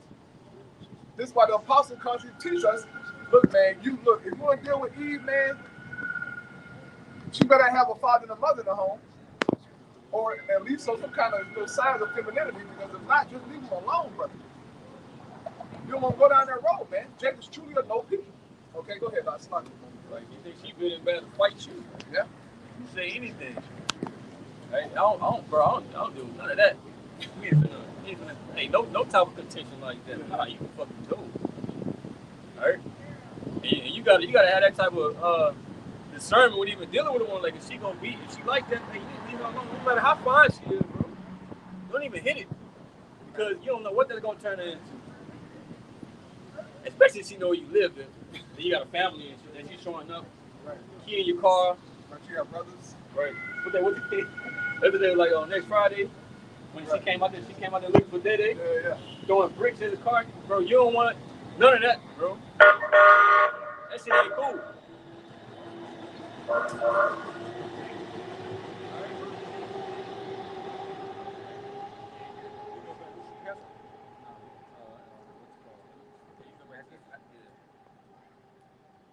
Right? You don't want to live that so-called, playboy lifestyle. In the world, hey, that shit was cool. See, you want to have all these women and this and that, right? But having all these women, that take away your attention from the Lord. All right, you can't be like how Jake is in the world. They just want to, you see a little decent woman, all in your mind is, I want to hit her, and you want to cast her to the side. Now you can't do that, right? You can't just toss them to the side. Now, if you got some other stuff going on, I mean, they can leave, they want to leave, but you can't just go into it the whole intention of all the shit. Yeah, I'm just going to, especially if you're like kind of like somewhat decent woman, Israelite woman, right? Of course, Israelite, he's damn about here. Go ahead. Okay, I'll start from the top on verse 3. This is Matthew 24, verse 3. And as he sat upon the Mount of Olives, the disciples came unto him privily, saying, Tell us, when shall these things be? Right, when shall these things be? This is what we're looking for. When is this about to happen? All right? This is what we want. Bro, we got to wake up every day, bro, see our people in captivity, see them bugged out, right, knowing where we came from. What it says in Baruch, the 4th chapter, the Most High said, hey, my delicate ones have went rough ways. Hey, we been drugged through the mud. Hey, according to Vocab Malone, we know the curse no more, brother. So Jake shouldn't be suffering like this, right? Asshole. Yeah, dude, you don't know the Bible, man, okay? You Christians do not know the Bible, man. What does it mean to choose to be redeemed from the curse of the law? If you read the curse in Deuteronomy, okay, you can clearly see we still living there. So what does it really mean? Now, eventually, Yahweh will redeem us from all the curses of the law. But what was it really about, man? You don't know the Bible, okay? And look, I wouldn't take the answer, but nigga, fuck you. Right. It said the curse is going to be upon the Israelites basically forever until we get redeemed. Right. Bro, you look, man. This is why you brothers, man, look. Brother do response videos to guys like they gotta watch some videos and take some good notes. Answers, okay? Because certain brother might not know how to break that down. Okay? But it's good to get that information so that you can have it on deck for when, a Christian might, pop up and ask those questions that Vocab Malone have in his book. And you're able to go through the scriptures and probably break it down, man. But Vocab is a lightweight, okay? But I commend him because he continuously push out the Hebrew Israelites. Right. He's doing us a favor, but see, he don't know that. He think he actually tearing us down. Right. He's a damn fool. You're promoting us, giving us a new avenue to spread the gospel. That's all you're doing, nigga. Iggy, go ahead, brother. Right. Can't do nothing against the truth before the truth. That's it. Free publicity. It says, Tell us, when shall these things be? And what shall be the sign of thine coming and of the end of the world? Right. So they wanted to know when the end was going to come. So you ain't in the same mindset. I don't know what you're doing. All right. Nothing more important than us getting the fuck out of here. Right. Verse 4, it says, And Yahushua answered and said unto them, Take heed that no man deceive you. For many shall come in my name, saying, I am Mashiach, and shall deceive many. Right, so you're gonna have people that are gonna be self-proclaimed prophets, saying that the Lord is dealing with them. The Lord set them up, but a lot of people are gonna be deceived into the teachings that they believe, whether they are Israelite teachers, whether they are in the church, right? No pastors. People are gonna be misled and misguided, and it's gonna cost them their salvation, right? But you're not gonna be able to deceive the elect. Y'all not gonna go into that. It says, And ye shall hear of wars and of rumors of wars.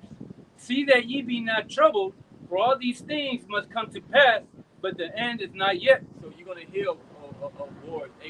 We constantly been hearing about that. Right? Every little thing that's happening in the planet Earth is gearing and moving towards that end result. Right?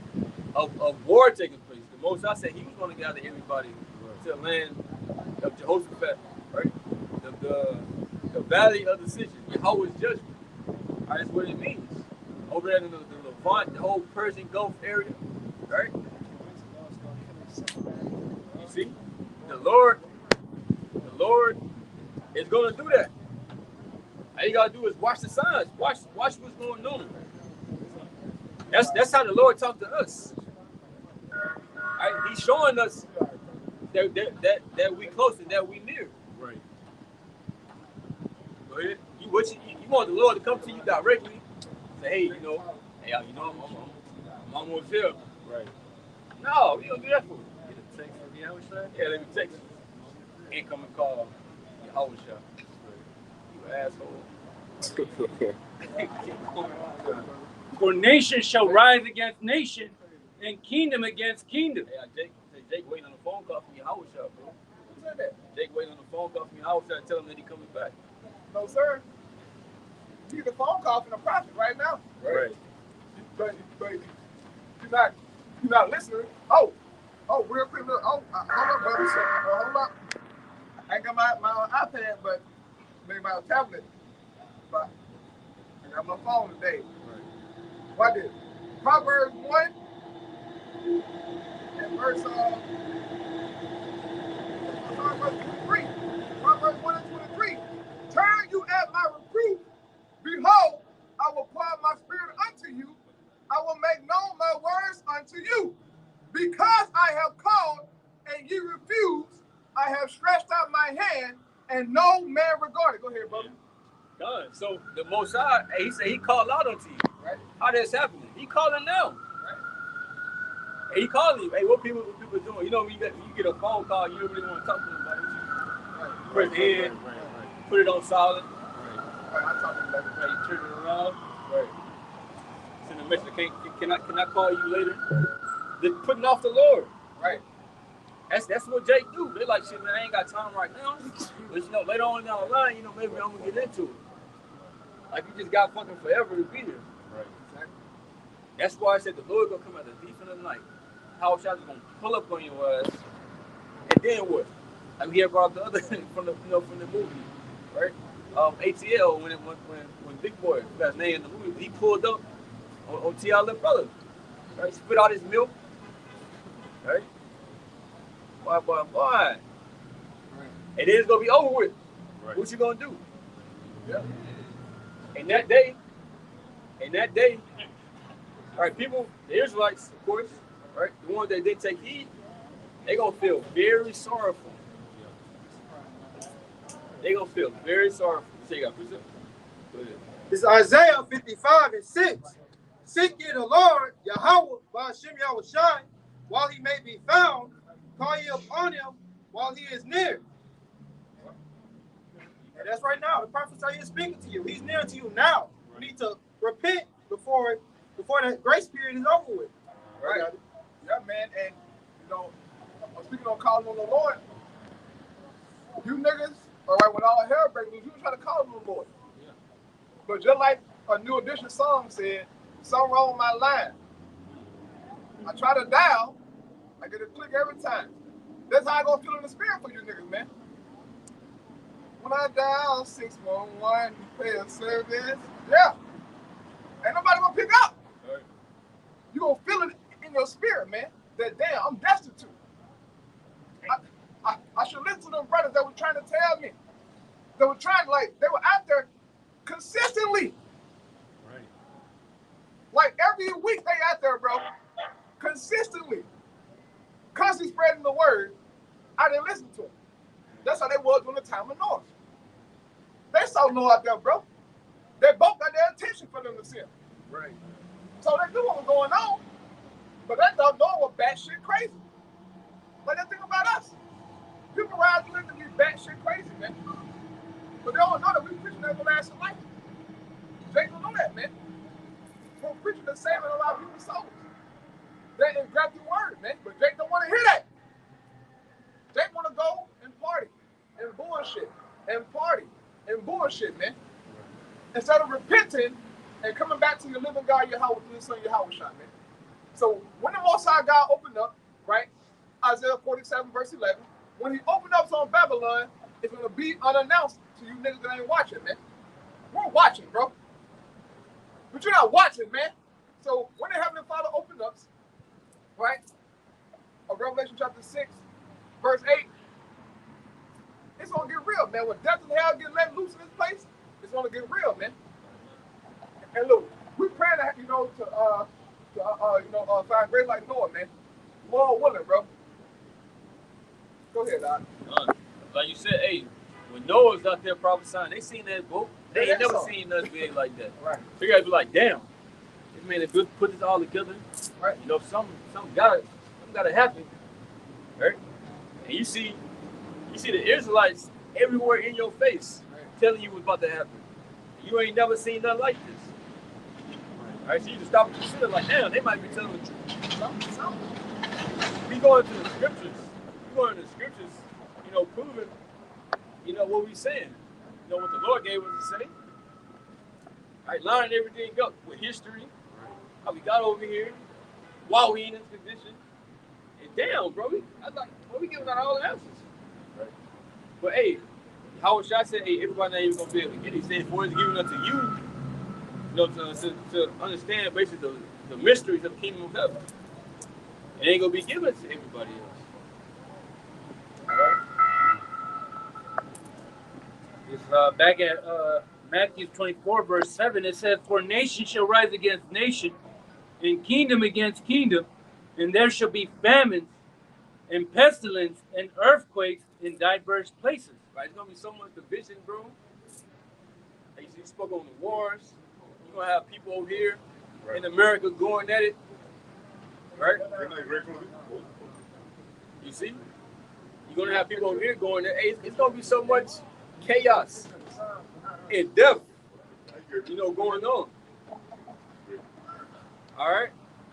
And what's the last part? It says famines, and pestilence, and earthquakes in diverse places. So it's gonna be famines, an actual famine, and this is gonna be all over America. You're gonna have 300 million plus people suffering.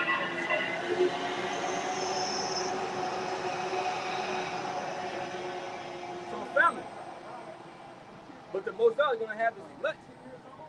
All right? But an actual famine, people gonna go without. All right, it's not gonna be no more, 1 cent, 50-cent burgers. Right. Right, you're not gonna be able to get on DoorDash. I'm about to order this and that. Right? People eat way too fucking much. Yes. Yes, they do. So it's like when shit hit the fan like that's a famine. Hey, one day go by, bro. Hey, motherfuckers gonna lose their mind. Especially Eve, that way too fucking much. Dang, you give too much time. She got. Hey, when you weigh that much, it takes a lot, to get you full. You got a certain calorie amount that you need to take in daily. That keeps you that weight. Right. Because if not, that's what they call, if you don't eat it, you're in a calorie deficit. And that's when you basically losing weight, right? Kind of like intermittent fasting, this and that. Eve is not finna intermittent fasting, no. So what you think gonna happen? Bro, it's gonna be a lot of people out here, bro, going fucking crazy. They gonna, bro, whatever, they gonna be gonna eat whatever. Because it happened before. Right. Read the curses, Deuteronomy 28, back in Rome, 70 AD, during that whole period, 66 to 73, right? Bro, they were eating belts and shit, eating their own kids. It's gonna get bad, right?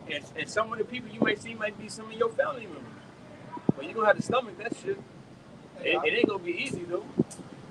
Now, if we were dealing from the curse of the law, why 70 AD happened? Because 70 AD is in Deuteronomy chapter 28. If you didn't know, they ate their kids, as the brother said. Nigga, I got the Josephus in my bag to go into it. But I don't want to go into it, the brother going in. But this is real, man, okay? And I got a precept for you too, I was about to say, just imagine coming to the thought of even having to eat your own child. Like, think about the mind state that people have to be in. Like, damn, and looking at their kid, especially they love their kid. They're like, damn, man, I gotta do this. You got it, brother. Right, this is Lamentation, chapter 4 now. This is Jeremiah the prophet, man. He's lamenting about what he saw back in ancient Israel when the Babylonians invaded and, sacked Jerusalem, man. Okay, right along with Esau's help. This is Lamentation chapter 4, starting at verse 9 in the NLT Bible. It says, those killed by the sword are better off than those who die of hunger. Starving, they waste away for lack of food from the fields. Okay? From lack of food from the fields, man. And as the scriptures say, we're all served by the field. So when there's no food coming in from the fields, man, then guess what? It's going to be a famine. Those trucks ain't running anymore. HEB not, food up to the max. I got everything that you want. Inventory empty. It's going to be real, man. So the scripture said that it's better to die, all right, by the sword, man. Okay, by they come there put a bullet in your way. Right. Then you just waste away, okay, for 3 weeks. No food. A painful death. It says, verse 10, tender-hearted women have cooked their own children. They have eaten them to survive the siege. Now keep in mind, it said tender-hearted women. These are women who really care for their children, who love their children, man. It got to a point where they had to eat them just to survive, or else they would die and a child would die. Now, they have no time of Elisha too. So you see how those curses in Deuteronomy play in different captivity, man. Different curses hit at different times. We're, suffering certain curses in Deuteronomy, man. This is how we can identify who we are by what's written, man. It's not that hard to get, okay? So, as the brother going into, man, that family gonna be real, okay? Ain't gonna be the most, 5 cent burgers out here, all right? Right. That's why they say, yeah, ain't gonna be 1 cent burgers. Let's say that if the famine start and it ain't just, let's say all the fast food places just shut down, all that, but you still got food in the grocery store. You can go. People still gonna go crazy off of that shit. And them little Whataburger, them little McDonald's. Exactly. Little Caesar's Pizza. I'm gonna go crazy Whataburger shit. I'm gonna go crazy. You see? What's going on? Motherfuckers gonna be out here riding with their signs. Open up Whataburgers. Right, open it up. All right. But it's like we're talking about people eating their kids. It's like, all right, you hungry, you eat your child. And what happens when you hungry again? You get already ate your son or your daughter. All right. Then you hungry again. Now what you gonna do? So now you still finna die, but then you already suffering from the regret of having to eat your kid. That's a painful way to go out. See? Instead of it's like, bro, I don't know how people can do that to their kids, bro. Like, I'll have to go for them, bro. Something happened to me, I gotta do something to myself and do something to them.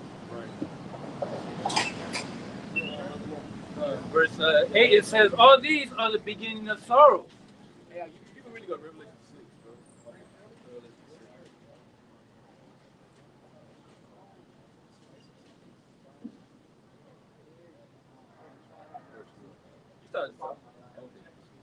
There's Revelation 6, verse 1. And I saw when the Lamb opened one of the seals, and I heard, as it were, the noise of thunder. One of the 4 beasts saying, come and see. And I saw, and behold, a white horse. And he that sat on him had a bow, and a crown was given unto him. And he went forth conquering and to conquer. Right, so this is the Lamb. This is Yahushua. The Lamb of the Most High, right? It said that he had a crown on his head with a bow going around conquering. That's Yahushua, bro. Right? The son of David. He coming to put niggas down. Read about the concept what David was doing. David was killing niggas left and right. All right. Remember how the mighty man was getting down. Yeah, how should I come back to conquer?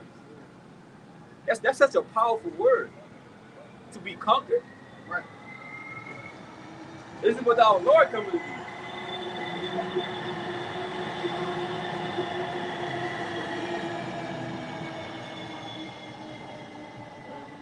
It says, and when he had opened the second seal, I heard the second beast say, come and see. And there went out another horse that was red, and power was given to him that sat thereon to take peace from the earth, and that they should kill one another. So that's going into the Esau system. Esau, the beast. All right, that red horse. All right, Esau is the red man. All right, so you got the that's synonymous with Esau, Edom. All right, so read that again, brother. Revelation 6 verse 4, it says, and there went out another horse that was red, and power was given to him that sat thereon to take peace from the earth. Right, so power was given unto him to take away peace from the earth.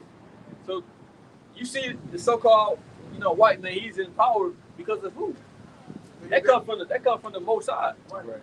The Most High allowed them to cause so much havoc and destruction in the earth. Right. Because it was written. And he took away peace. There is no peace. Right. Ain't no peace in this place. There's violence going on continually.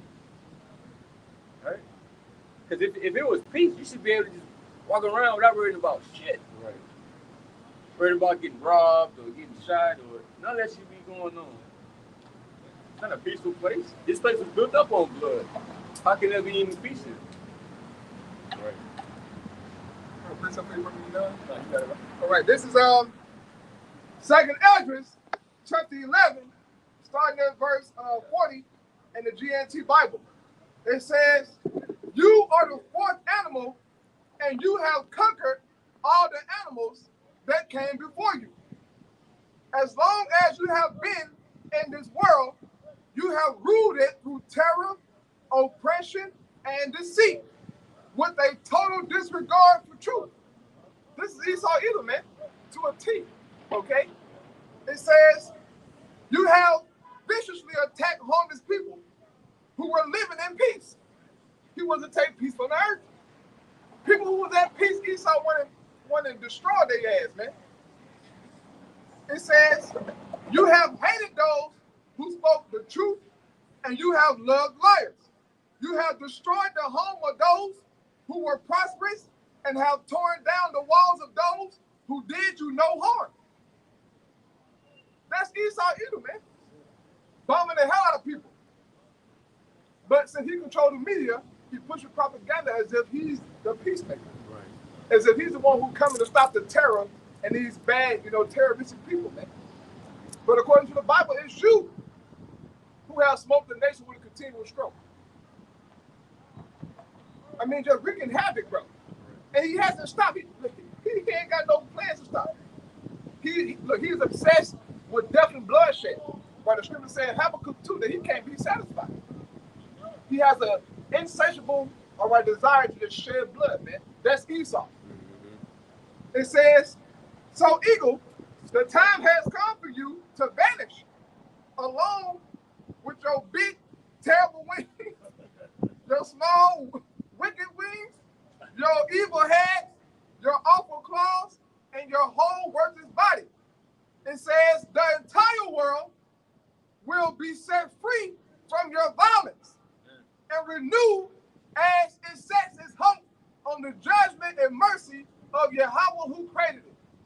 So once Esau's put down, man, as it says in Isaiah chapter 14, as it says in Ezekiel chapter 35, right, it will be rest in the earth, man. It will be quietness for us to finally be at peace, man. Should not just us, the animals, the trees, everything, man. Okay, the marine life. Everything catching hell because of Esau, man. He's a crazy individual. I mean, like he's a real clinical psychopath. That's his nature, though. So that red horse, okay, we just read it. Don't just read it, okay, red horse take away peace. No, get into the precepts, man. This motherfucker is wild. But that's his blessing to do that, okay? Go ahead, brother. Stop you. You got it, brother. I'll read it from the top. It says, Revelation 6, verse 4, and there went out another horse that was red, and power was given to him that sat thereon to take peace from the earth, and that they should kill one another, and there was given unto him a great sword. So it spoke about the power given unto him. It's also speaking about a great sword given unto him. So it letting you know who it is, because it goes back to the blessing of Esau that Isaac gave him, the blessing of that sword. They said a great sword. And he been ruling with it. He been using that motherfucker. Right? That's how he able to get over on everybody as he was doing. And taking what he can. Because then, man, he was operating in his blessing. But now, hey, it's coming to a point to where, hey, you finna have some competition. When you have all your allies come up against you and Russia and them, right? What you gonna do? That sword not gonna be able to save you out of what's coming. Right? And then the missiles being dropped on you.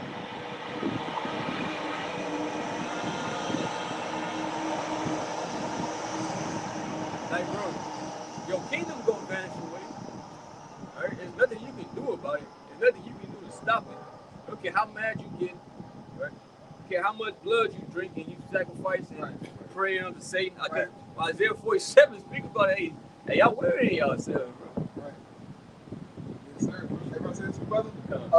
Today, you know, as I was driving home from work, I listened to Donald Trump interview he did with NBC.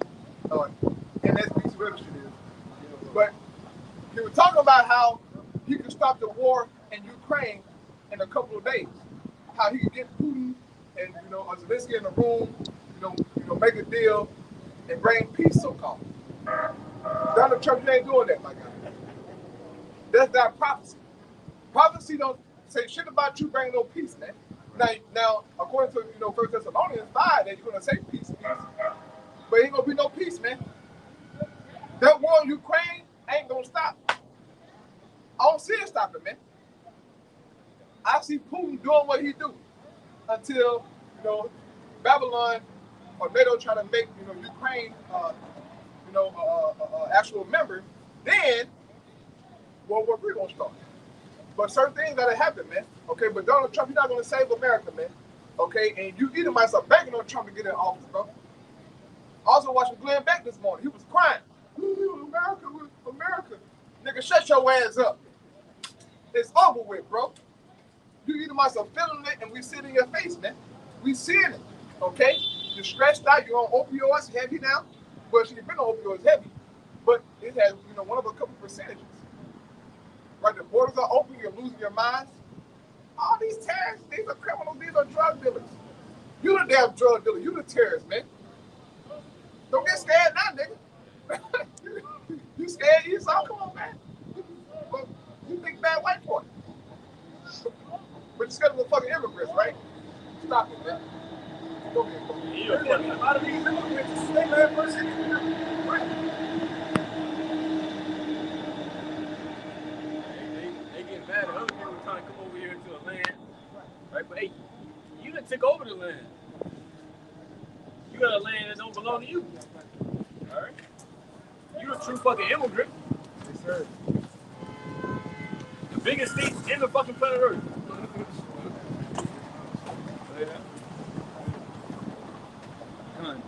Revelation 6, verse 5, and when he had opened the third seal, I heard the third beast say, come and see, and I beheld, and lo, a black horse, and he that sat on him had a pair of balances in his hand. Because when you go into a balance, this represents, judgment, right? But this is about to go into famine, right? Also, like the Most High for to bring judgment. Esau asked for to go into captivity, right? Hey, the Most High is about to basically bring judgment to pay. Hey, what it is? Daniel 7 said that the judgment was set and the book was open. Get Daniel 7. I think it's like maybe 11 or 12. But read it like in NLT.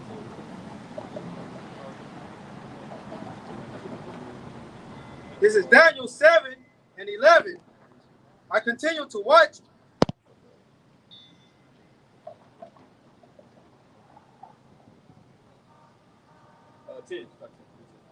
Daniel 7 and 10, and a river of fire was pouring out, flowing from his presence. Millions of angels ministered to him. Many millions stood to attend him. Then the court began its session, and the books were opened. So it said the court began its session, and the books were open. So Esau is in court right now. And the judgment is about to come to pass. We telling you what's going to happen to you. Right. We're telling you. It's no, ifs and buts about it. You're not getting off. Hey, it said the Most High said he will not at all acquit the wicked. So we let you know this is the judgment, and the Most High about to issue it out. Continue on that. Converse. Slugger, brother. Dang, saw the Most High come down in a chariot, man. Right. But that's cold, bro. He saw it, bro. He saw the Most High sitting on the throne with an afro. Hey, Oh, it fell off. bro. Shit, he did. You read the last couple of verses. He said that that his mind, was fucking with him. He was like, I ain't said anything like weeks, I believe. Yeah, bro, that's cold, bro. He saw the angels, bro. And he saw Yahweh Shai come to the Most High, get his glory and everything, bro. Man. Yes, sir, bro. Yes, sir. Yeah, bro. Come verse 6. It says, and I heard a voice in the midst of the four beasts say, a measure of wheat for a penny, and 3 measures of barley for a penny. Right, and that's going into basically like food. Like it would take you a day's wages, Right. to basically buy grain, whatever they may be in these times, right? A day you work a full day at your job, how much money that is, that's how much. But it basically tells you it's gonna cost a lot to get certain basic, right? Hyperinflation to get certain basic things. A loaf of bread being 200, 300. Imagine that. So it's gonna cause that famine. You see? All these prices skyrocket. Niggas can't ball out no more. You see? Bro, it's coming.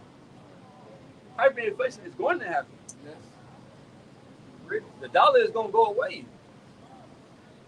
Right? They constantly print money. They not taking breaks on this shit. That's the plan. Right. They trying to purposely crash this shit so they can restart the system. Right? And so they can be on top of this and that. Right? But the Most High, he's not gonna let them, get as far as to have his plan fully accomplished. All right. Yeah. And 3 measures of barley for a penny, and see thou hurt not the oil and the wine. Right. See thou hurt not the oil and the wine. So this truth is gonna come out no matter what. He saw nobody was gonna be able to do nothing against it. What Yahweh Shai told Peter said that basically he was setting them up over the church, and that the case of hell shall not prevail against it. Right? Esau wasn't gonna be able to do shit. That's why this truth is gonna come out no matter what. Revelation 11 speaks about the spirit of life entering into it. Right? Ain't nobody had to tell us shit. Right? See, the Most High put the spirit on us. See, we were taught from the elders and the apostles, but how actually, how the truth got in the earth. Esau didn't have to. He didn't have to tell us. The nations ain't have to reveal it unto us. Most High put His spirit on particular men. Right? He spoke about what Elijah coming again. Right? In these days, in the last days. Right? Now the other Alva Bivens. Right. But we believe in faith. And that was Elijah. Right? And it trickled down to, the other elders. Right? And then our own apostles that we have today. So it was nothing that they can do to keep this from happening. Even the Psalms 83rd chapter speaks about how they all came together and tried to keep the remembrance of Israel out of the earth. But they failed miserably. All right? Even with us, before we came into the truth, as we were getting closer to this knowledge, there was something moving within us. That wasn't of us. It was the spirit that was driving us forward to seek out answers and ultimately come to Yahweh Bashim Yahushua. But like the brother was saying, it was the spirit, man. Because it says, and when he had opened the fourth seal, I heard the voice of the fourth beast say, "Come and see." And I looked, and behold, a pale horse, and his name that sat on him was Death. And hell followed him. So it's gonna be a lot of death going on in this place, bro. A lot of bloodshed. The Most High gonna put a lot of people to death, and that's gonna happen in many ways. It's funny because it's a pale horse. When you die, you fucking get pale. All right, but the Most High is gonna bring a lot of fucking death. The Most High, bro. The Most High is not playing. If he gonna top what he did in Egypt, it said that the blood shall go into the horse's bridle. And you see the horse's bridle, bro. Hey, I mean, it's basically saying a lot. It's a lot of blood that's gonna be shed. And Yahushua ain't coming to play with no fucking body. Isaiah 63, right? Isaiah 63 about him, bro, treating the people like they grapes in the wine press. And he said he's gonna stump. And he just basically giving a metaphor of what's gonna happen here. But that's scary. Right? This is the Messiah talking about, hey, yeah, shit. He said I'm gonna get blood on my garment, even though that was, spirit. He ain't really gonna get on them, but it just represents that death that was gonna happen. Great fucking death. He said he shall fill the places with bodies. Right? The Lord said the slain the slain of the Lord shall be many. Right. From one end of the earth to the other end of the earth. Right? So brother ain't got nothing else. Yeah, I want to say this. And those dead bodies will be eaten up by the birds, man. This is Revelation chapter 19 and Ezekiel 38 talking about how the birds will have a feast on dead bodies, man. Those different, soldiers and people, they're going to get a chance to feast, man. We're going to have a good dinner. Go ahead, Rob. You finish up, I'll do it for you. And hell followed with him, and power was given unto them over the fourth part of the earth. The fourth part of the earth is America. Right? Just put it in Google. Right? They'll tell you about all the different parts. And America represents the fourth. Right, you got Asia, Europe, and Africa, the three parts. Mm-hmm. Okay, they were known and discovered at that time. But America was the fourth part. I do research of them calling this a new world, so to speak, because it happened by man to Esau. Right. It says to kill with the sword and with hunger and with death and with the beasts of the earth. So the Most High is gonna fucking let loose. When he said death in hell, right? You know what hell represents, the grave. But bro, the Most High is gonna fucking let loose on this place, bro. And it's gonna be fucking scary. If you don't, we gonna be terrified, but much more the people who don't know Yahweh Bashim Yahushua. We gonna be seeing people get like, damn, you gonna be seeing some shit you ain't never seen in your fucking lifetime. Right, ever. All right, so hey, do all you can, man, to escape all this shit that's coming, bro. So hey, with that, give all praise, honor, and glory unto Yahweh Bashim Yahushua Bashim Rakadash. Yavon to the apostle, elder, great millstone, peace, say to the Akim, to the elect. They are scattered across the four corners of this earth with the truth, faith, and sincerity. Hey, shalom. Shalom.